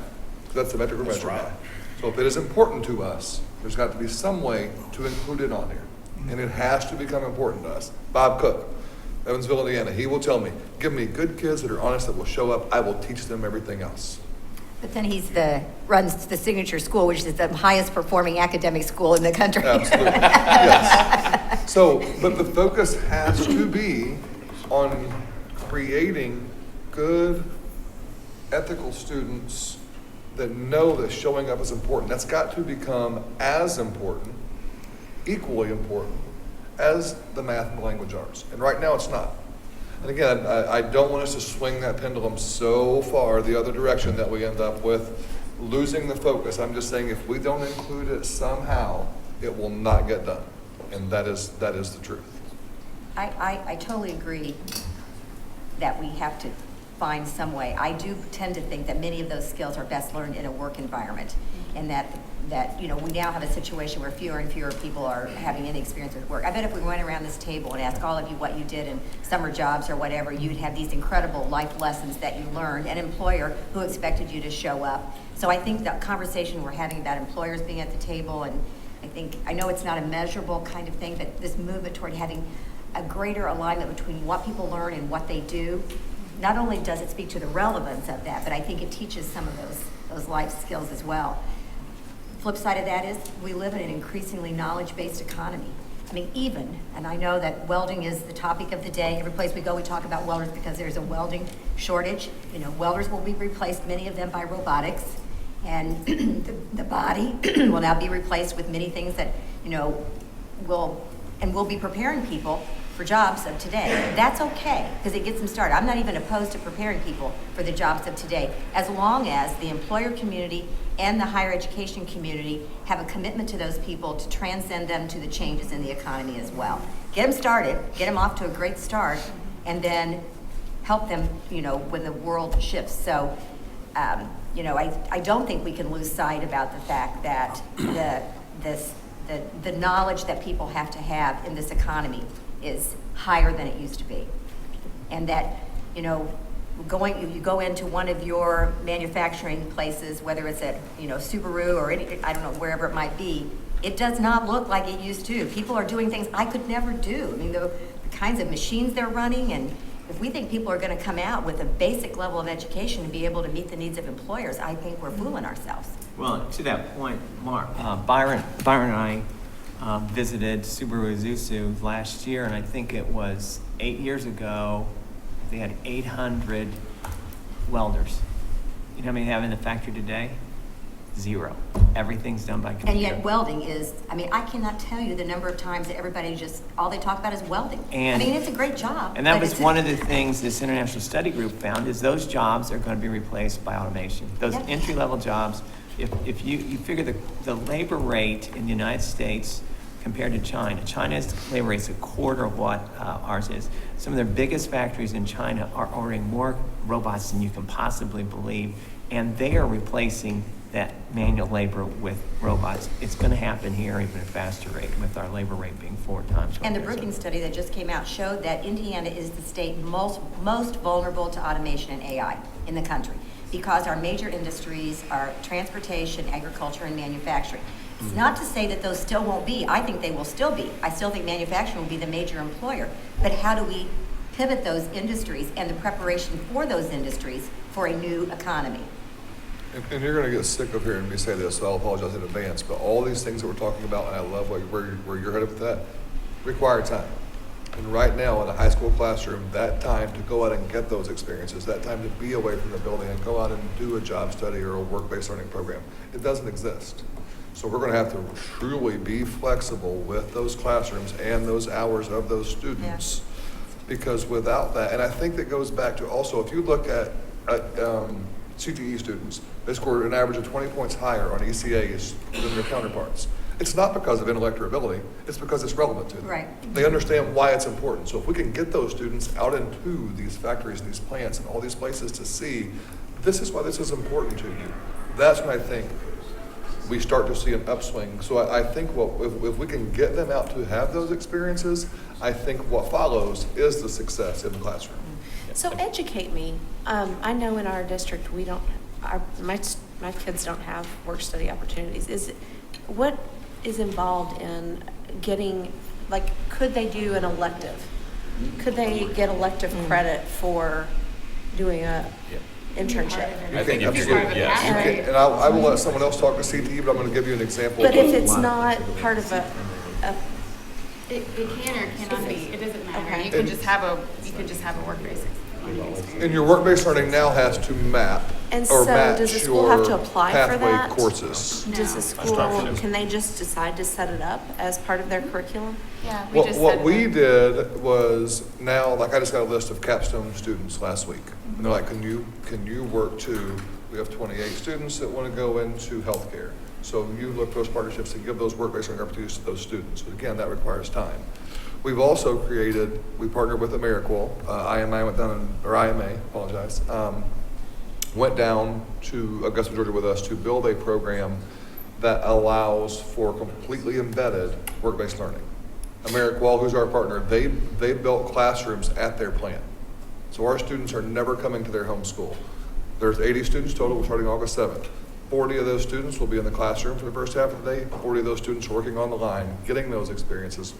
You've got to show up. But they're on the same point system as their employees. They have lunch and they trade places. So no, but is that possible? I'm from Scottsburg, Indiana. Is that possible everywhere else? No, it's not. You know what? I spoke out of turn. I shouldn't say that. We have Prosser. Fabulous. It's through Alan technical Taylor's man. education.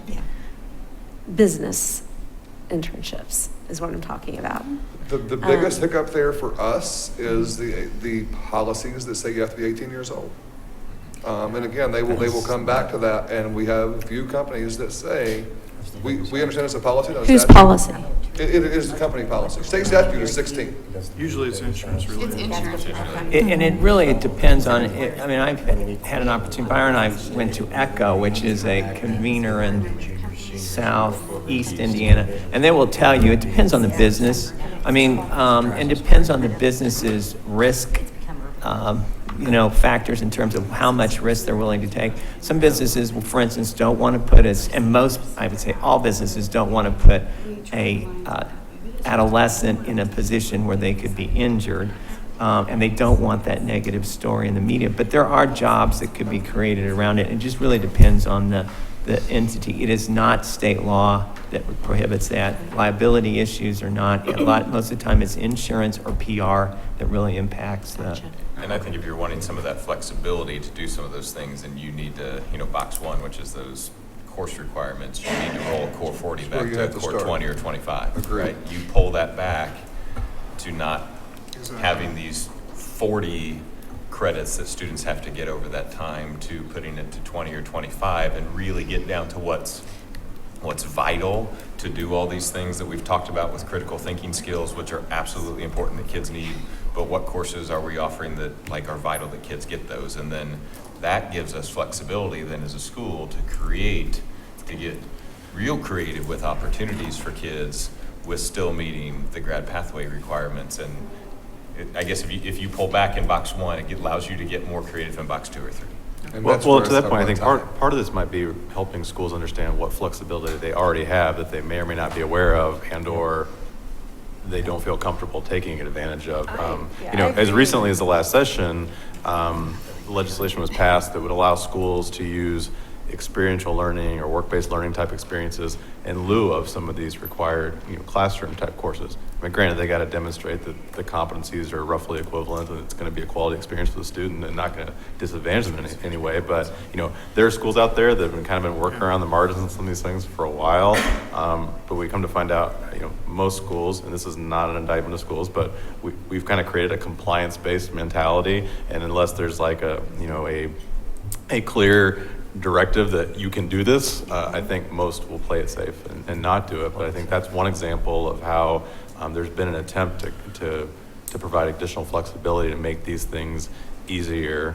And I think, I don't want to speak on behalf of the lawmakers on the table, but I think if recent sessions are any indication, there's a willingness to provide additional flexibility as long as we're not sacrificing quality. And the other thing I'll say just from the employer community is a lot of the things that we hear of as barriers to this type of activity are based on misconceptions or perceived barriers. Liability, Representative Bainey mentioned, that gets brought up in almost every conversation around this. Come to find out that's generally not an issue.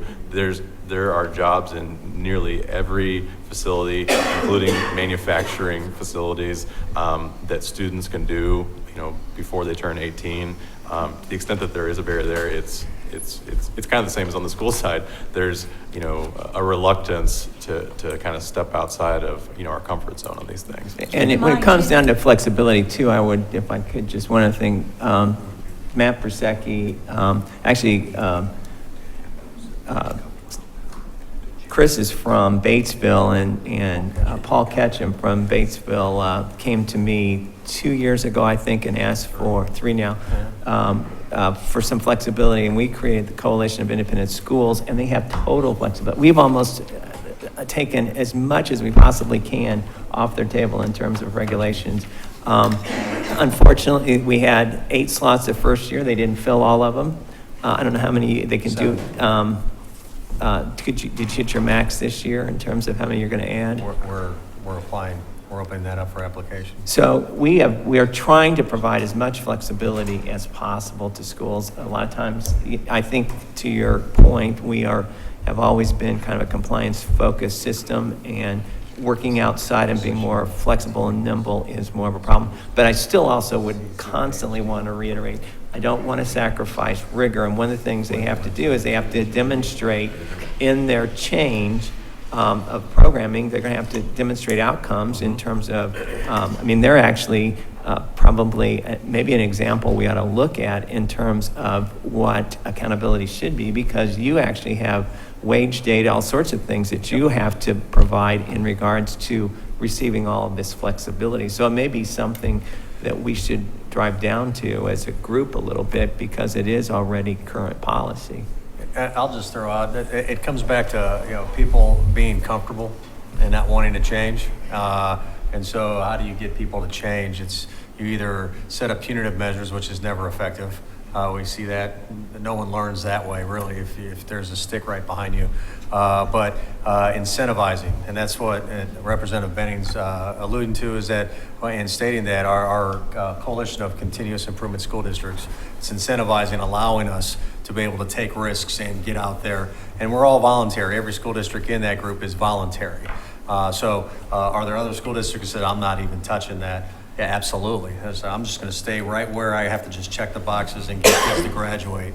I think when we go back to the outcomes base, we go back to employment, enrollment, enlistment, that covers everything. If there's a group there that doesn't fall into that as far as an end game, then I'd like that to be brought up. But if that's the end in mind, then there should be, it was brought up, the handoff of high school to higher ed or to the workplace. I'm fine with graduation rates and those kind of things, but when you talk about actually getting students going from A to B, a grad rate doesn't incentivize. That just says, hey, I got this done, I checked my box, and now I'm going to go do whatever. But it doesn't incentivize anything. That's where I really think that we get into focusing on those 3 facets and build a framework of flexibility that allows a consistent alignment for the entire state. Because what works for me doesn't work for Batesville, it doesn't work for Evansville, and then you go through and I'll look at all the different examples. But if we can establish a framework that really brings down the course requirements, the testing that takes place at the high school level, that really bogs us down there, because that doesn't focus on after graduation. That focuses on the end point of graduation. And when we get into the pathways, for the past couple of years since those have been in existence, our school district and I can speak just for Decatur Township, although I can speak on behalf of the coalition, you go out and you court and you interact and you work with businesses and you hear all the different excuses, but again, schools come up with all the excuses as well, but it's really matching up and trying to find the win-win scenarios and for the students that satisfy both the schools and the businesses. I think just in our backyard, Johnson Mello was willing to literally adopt 2 of our students for internships for almost full time. They had the credits, they had the aptitude, they've been working, and it's been the best thing. And that's the first thing Kurt Schneider, the president of that company, said, it's been so great, I can't wait to get a few more interns. And that's just a couple students. But when we start actually branching that out, working with AAR and aviation's mechanics and getting students to graduate, because they do worry about a safety piece and being legally an adult. We have students that graduate and their plan is going right into the workforce. So I bring those as examples up of we've been really courting and working, and Brian's brought up about how within 10 miles, how many different high schools and all the different options. But if we can really focus on the employment, enrollment, and the enlistment, and then schools are able to prepare for higher ed. Schools can help students prepare for the workplace, get the experiences. Let's have those core classes, but let's then check off the electives using the terminology we have now into getting the experiences where there is that flexibility for students to be able to, hey, I like this experience, but I still want to go to college. I really don't want to go to a 4-year college, but I want to go ahead and get a little bit of college because there's a job that I did last semester that was really great. I really enjoyed it. All of that I just said is just the flexibility piece. And if schools, high schools especially, because I think it's important that we do start getting that seed planted at the elementary and middle school. We start our CCR exploration and getting students interested at a younger age to help them understand that math and language arts. You got to be able to read and write and computate and problem solve. But once you get to a high school level, high school students, and I have a junior, he's going to be a junior in high school. He didn't want to take classes this summer. He didn't want to do high school stuff. He worked, and that was what excited him. Now that wouldn't go well for his sister. She doesn't want to do that. But I just bring up my own 2 kids that just in one family there are just different things, and I really feel that if we set up a framework to allow that flexibility and be aligned in that flexibility, that our high schools will be able to now focus into no longer just stopping at graduation, but that handoff really becomes seamless between higher ed, the workforce, and K-12.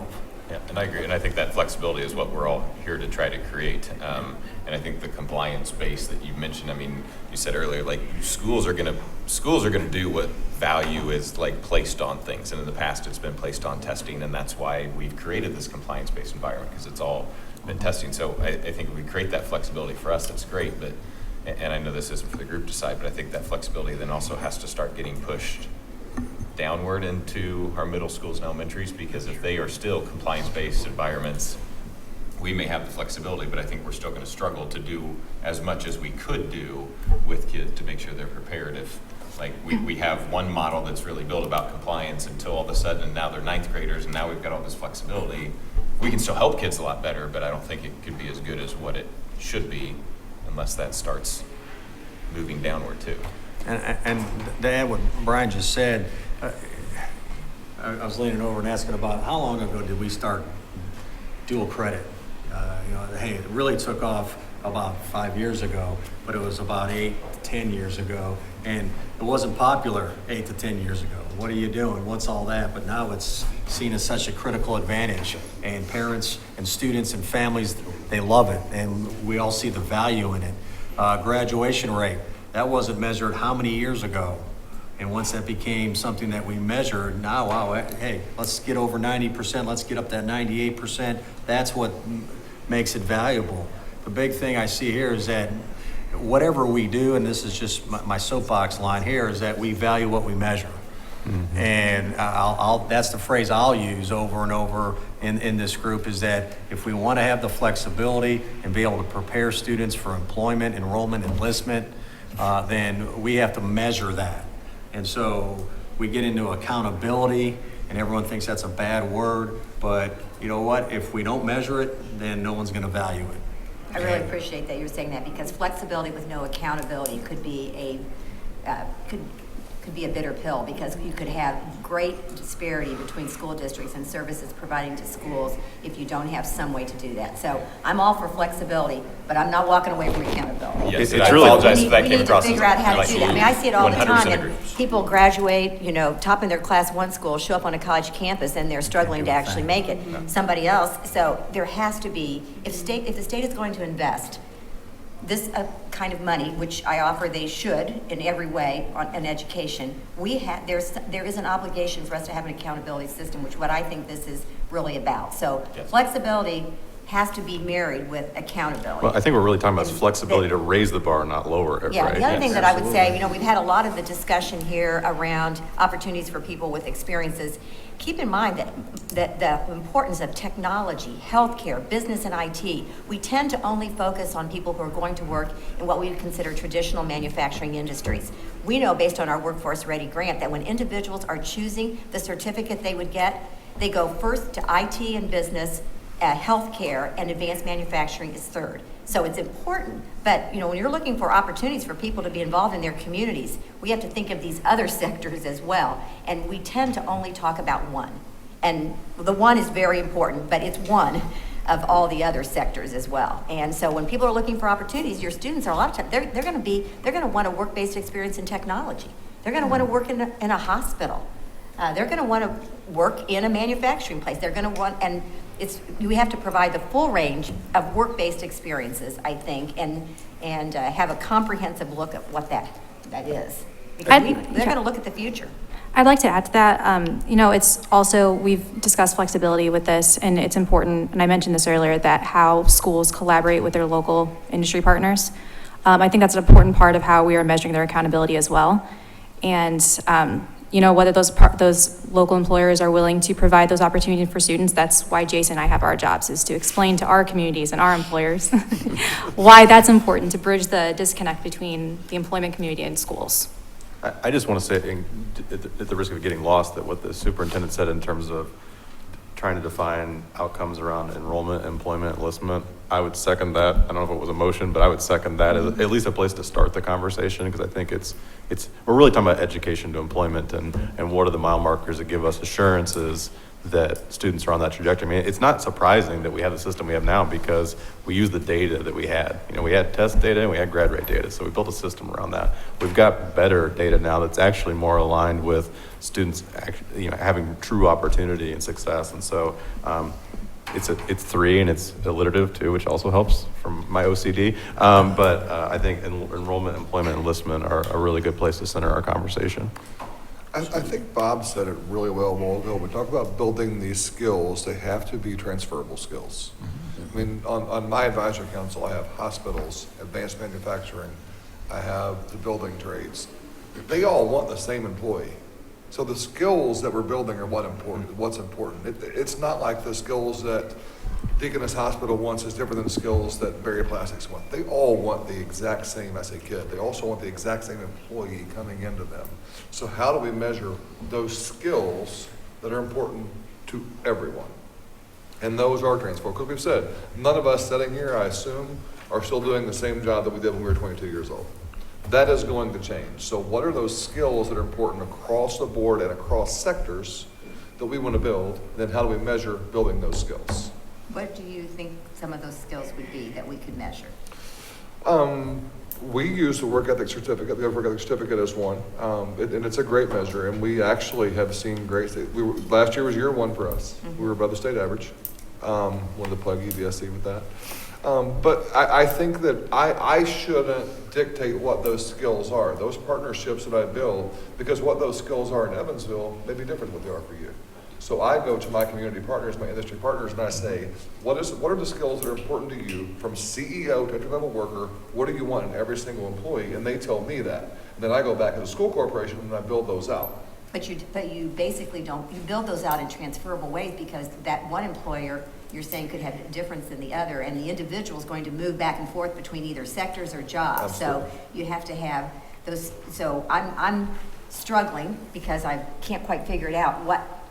to bring some, not resolution, because it's far too early for resolution, but to talk about what we've talked about today in a measurable way, in a transferable way. And I think we need to do a much deeper dive on that than we've been able to figure out yet, because I think employers will say different things, except there will be some symmetry between what they say in terms of some of these skills. And then we go, okay, then how do we prepare people with those skills and measure them? So I think I'll be anxious to see how we figure this one out.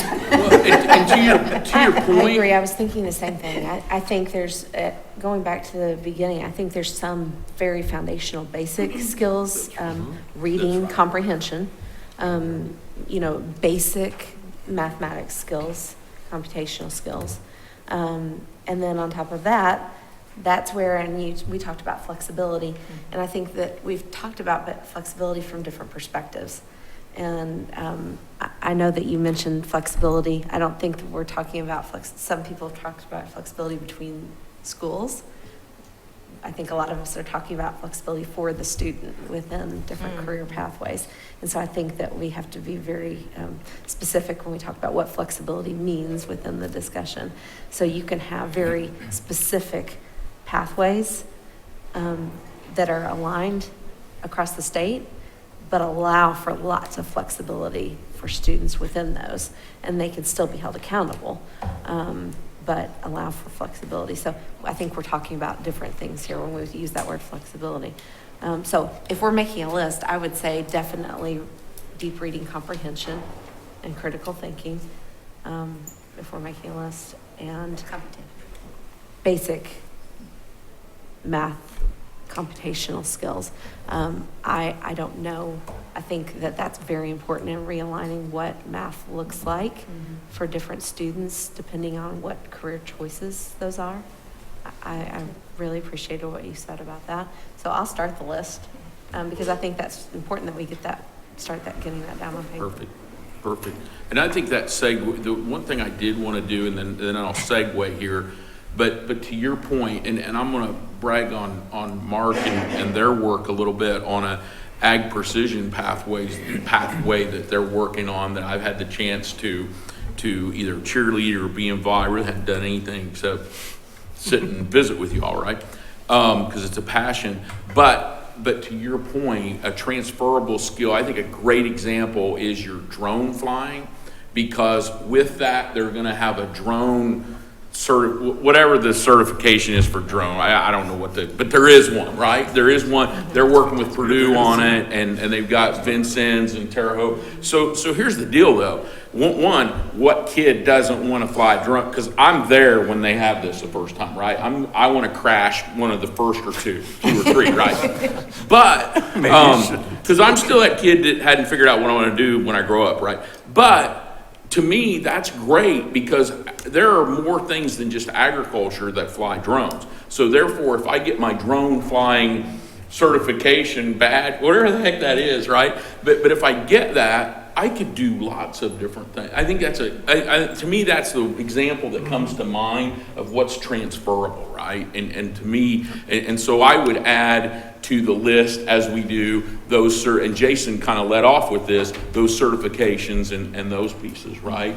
And so then to move us to the next thing, what I would do is give a homework assignment, and Chad will get all this out and articulated to you all.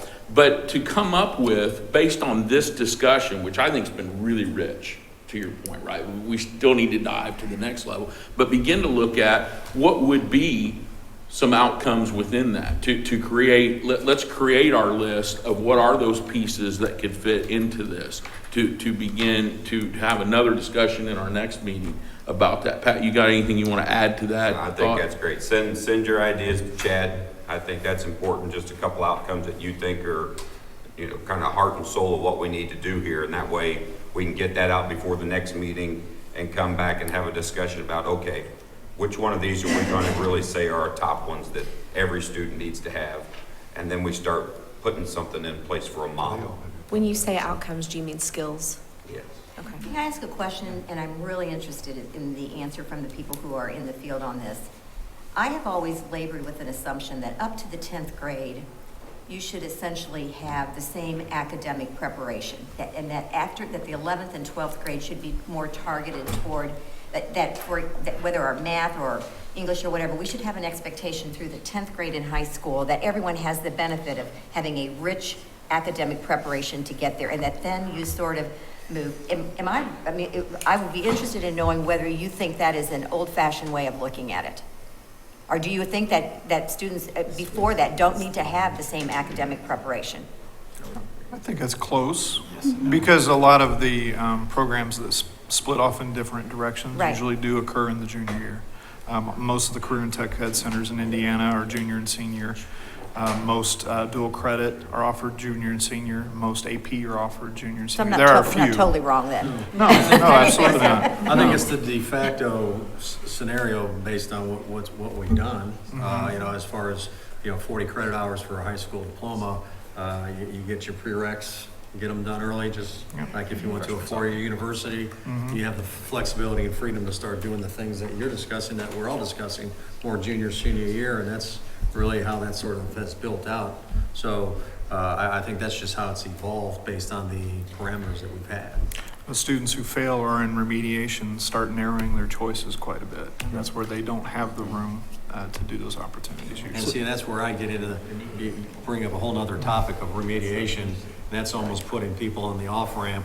Yes. Instead of saying, okay, the flexibility that we're discussing for students is getting them back on the highway of opportunity, and doing the things that are going to give them things that they're interested in, that they can get certifications and opportunity for after that event we call graduation. Absolutely. I would also just add, Commissioner, I agree. I think the general understanding has been up through the sophomore year, but there certainly are other states like today, and certainly other countries today, looking at what that means perhaps through the freshman year, what we would think of as freshman year, and then venturing into something like gymnasium in Switzerland, and certain things in Germany, but generally, right, that fundamental education that we need to expect of our students. One other quick point of clarification. Byron, I heard your assignment slightly differently than what might have been cast afterward. You referenced specifically outcomes, and then we talked about, is that skills? I don't think those are defined as the same thing. I agree with that. So I think there's an and or something in there. I would just suggest that. Yeah, agreed. If there's any I think we could clarification do there. that. Yeah, Because absolutely. we're gonna change what those courses are for their freshman year and sophomore year, those skills we really need. We need to know that. Then we need to know outcomes. Right. And whether that goes back to what Matt said about employability, enrollment, enlistment, or what that looks like. And I even think if you have creative Thanks. thought, to Teresa's point, right? I was thinking, and Teresa, you always have to keep me in check because I'm kind of the guy that likes to swing the pendulum, right? Like that's kind of fun sometimes. But, do we have to look at it from a standpoint of K 1, 2, 3, 4, 5, 6? I mean, I continue to say, I don't know that, I could look at a world where we don't have grades, right? I mean, that just freaked people out. But if we're really doing what we're saying we're doing, do we have to have that, right? And with all due respect, Commissioner, I say yes within parameters that we currently have. Yes, that's the situation that we've always been in, is up through 10th grade. We have a standard education and standard background. Is that the best? Personally, I don't know that it is, and I think there are a lot of educators and parents who would, if they really had a sit-down discussion, would say, I don't know that that's the best. Well, I don't know that waiting until you're 16, 17 years old to really start exploring is the best when we're in a globalized society and we're competing against people who are not Well, I think waiting. you should explore before then. The question is, and I've heard this stated by several people who have younger kids than I do, but that, what a 15-year-old knows about what they really want to do when they're 30. And at what point do you track them to a place, and I know we all hate the word tracking, but you actually, and preclude opportunities that they have. So my question is, at what point is it really reasonable to take what they have proven to be their preparation and aspirations and then use those last 2 years of high school? And do you really do that with an 8th grader? I mean, I think of my kids, and I don't think they knew what they wanted to do when they were 8th graders or 9th graders. And so I want to make sure that while we provide greater opportunity and awareness about that, we don't preclude opportunity, and that by doing so, we don't drive income disparity and social stratification with some folks going this direction and some folks going this direction. That in fact, it is really about the right fit of whoever the individual is. I agree, but I think there are ways of doing that without precluding that. And I would go, I think at least I would agree with Teresa in the fact that I think there's some basic competencies that we can all agree that are necessary.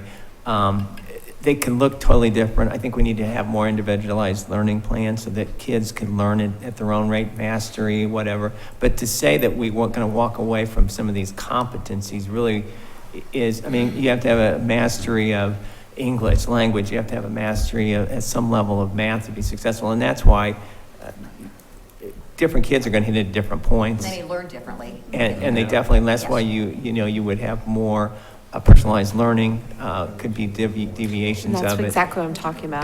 But I still think you're probably both talking the same way. It's just looking at it a little different. She's saying, let's put a benchmark that this is what the competencies are, and you're saying, let's figure out a personalized way of getting there, so to speak. But they all have at least a benchmark that this is where they're starting from, and they can go from there.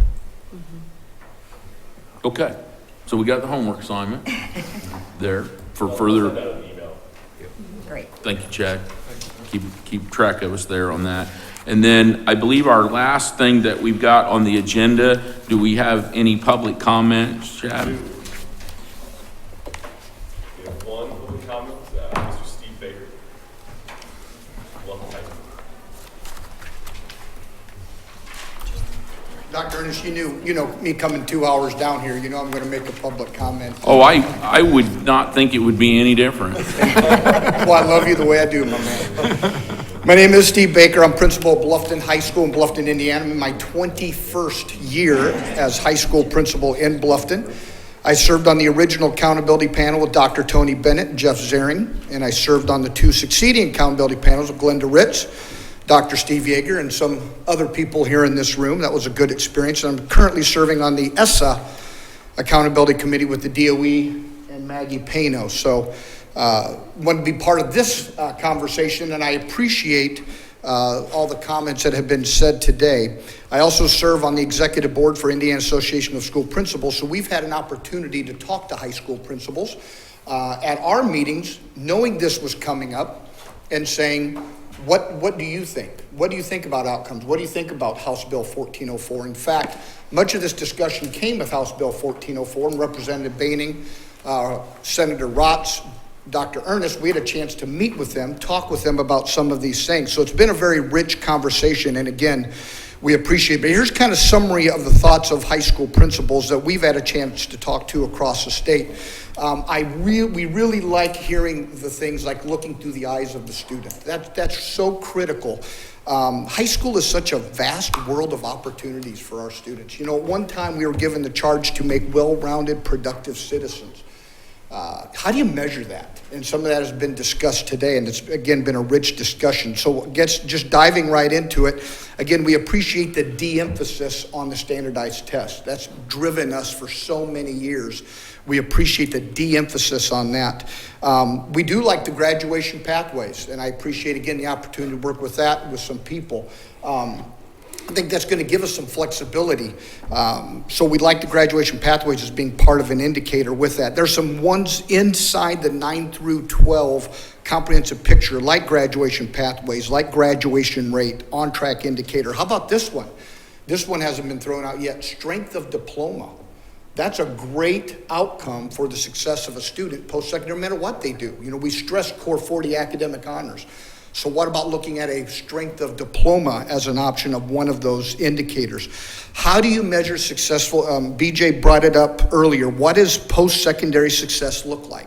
So in Bluffton, Senator Rotz brought up, in Bluffton, we have we're a very conservative community, and we have some of our top 10, top 20 students not go to college, not do anything. They get married and raise a family. And I'm on the second generation of some of those families.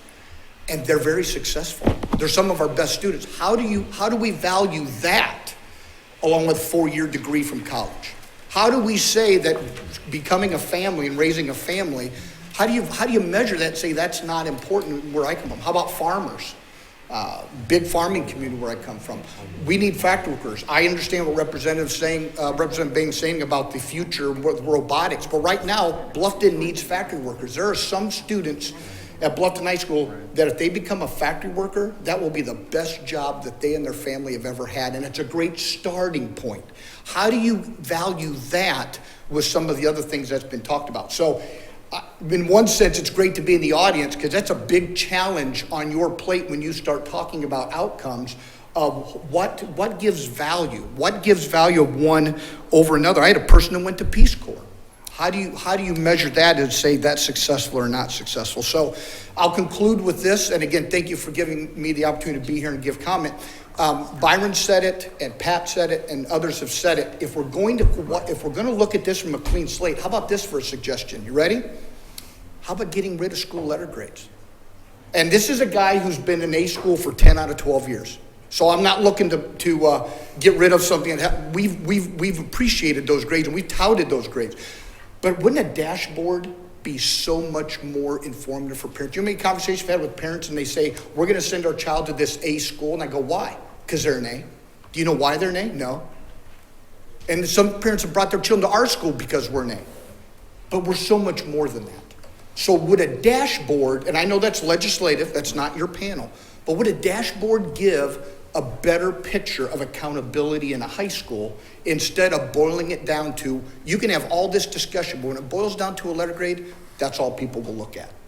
And then all this work is for what? So I guess that's just something I would suggest. Accountability, not everything has to go in this accountability soup. It's a snapshot. There's so much data. Representative Levers, I want you to know that report that you send out is great. I look at it every year. I can tell you exactly every number for Bluffton High School. Now, it's not in an accountability model right now, but I want you to know we use it. High school principals use it across the state. It doesn't have to be in the accountability model for us to use it. Status quo, I don't know what that is, to be honest with you. 21 years, so many things have changed, and it doesn't have anything to do with the accountability model. It has to do with the data that we use. Things look so much differently than they did now. I'll end with this.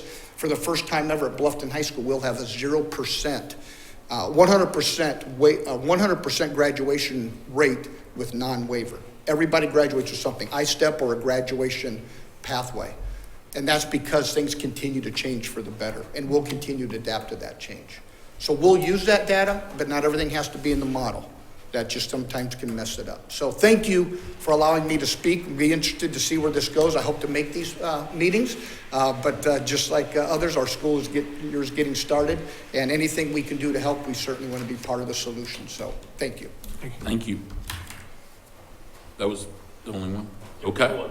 Then I guess if nobody has anything else, we will stand adjourned until August, I went blank. 8th, okay, thank you. And the one last thing before we adjourn that I just want to say, because this kind of got talked about, but and I double checked it to make sure. So we talk about an August or an October, we do have to have recommendations by then. But if we get into this, and as has been talked about, we look at the scope and need to do more work, this panel does not sunset until December 31st of 2021. I just want to state that, right? So if we want to be a rock band for a little while before we disband, Everybody just resigned. I don't bring that up to be funny, but I bring that up to that this is a mountain. I think we realize, we talked about it to start with, but I think we realize that. But I just want you to know that we can get to the scope of what we need to get to do what's right for kids, right? And with that, yes, Jason? Byron, housekeeping, do we leave these here? Leave my preference? Leave those. Yes. We'll take care of those and fill them for the next. You ever have things that you want to take with you, you can, or the things that I had to learn this as a board member, but things that you want to stay in there will stay. They're not going to take things out, but if you want to take things with you, you can. Perfect. So we can do our notes and listen in here. If you want, yeah. Okay. It's all in there until we have it. I'm more tech savvy than that. I've been doing it all here. Okay, So we're don't adjourned. mean about your I'll college. give it my best shot at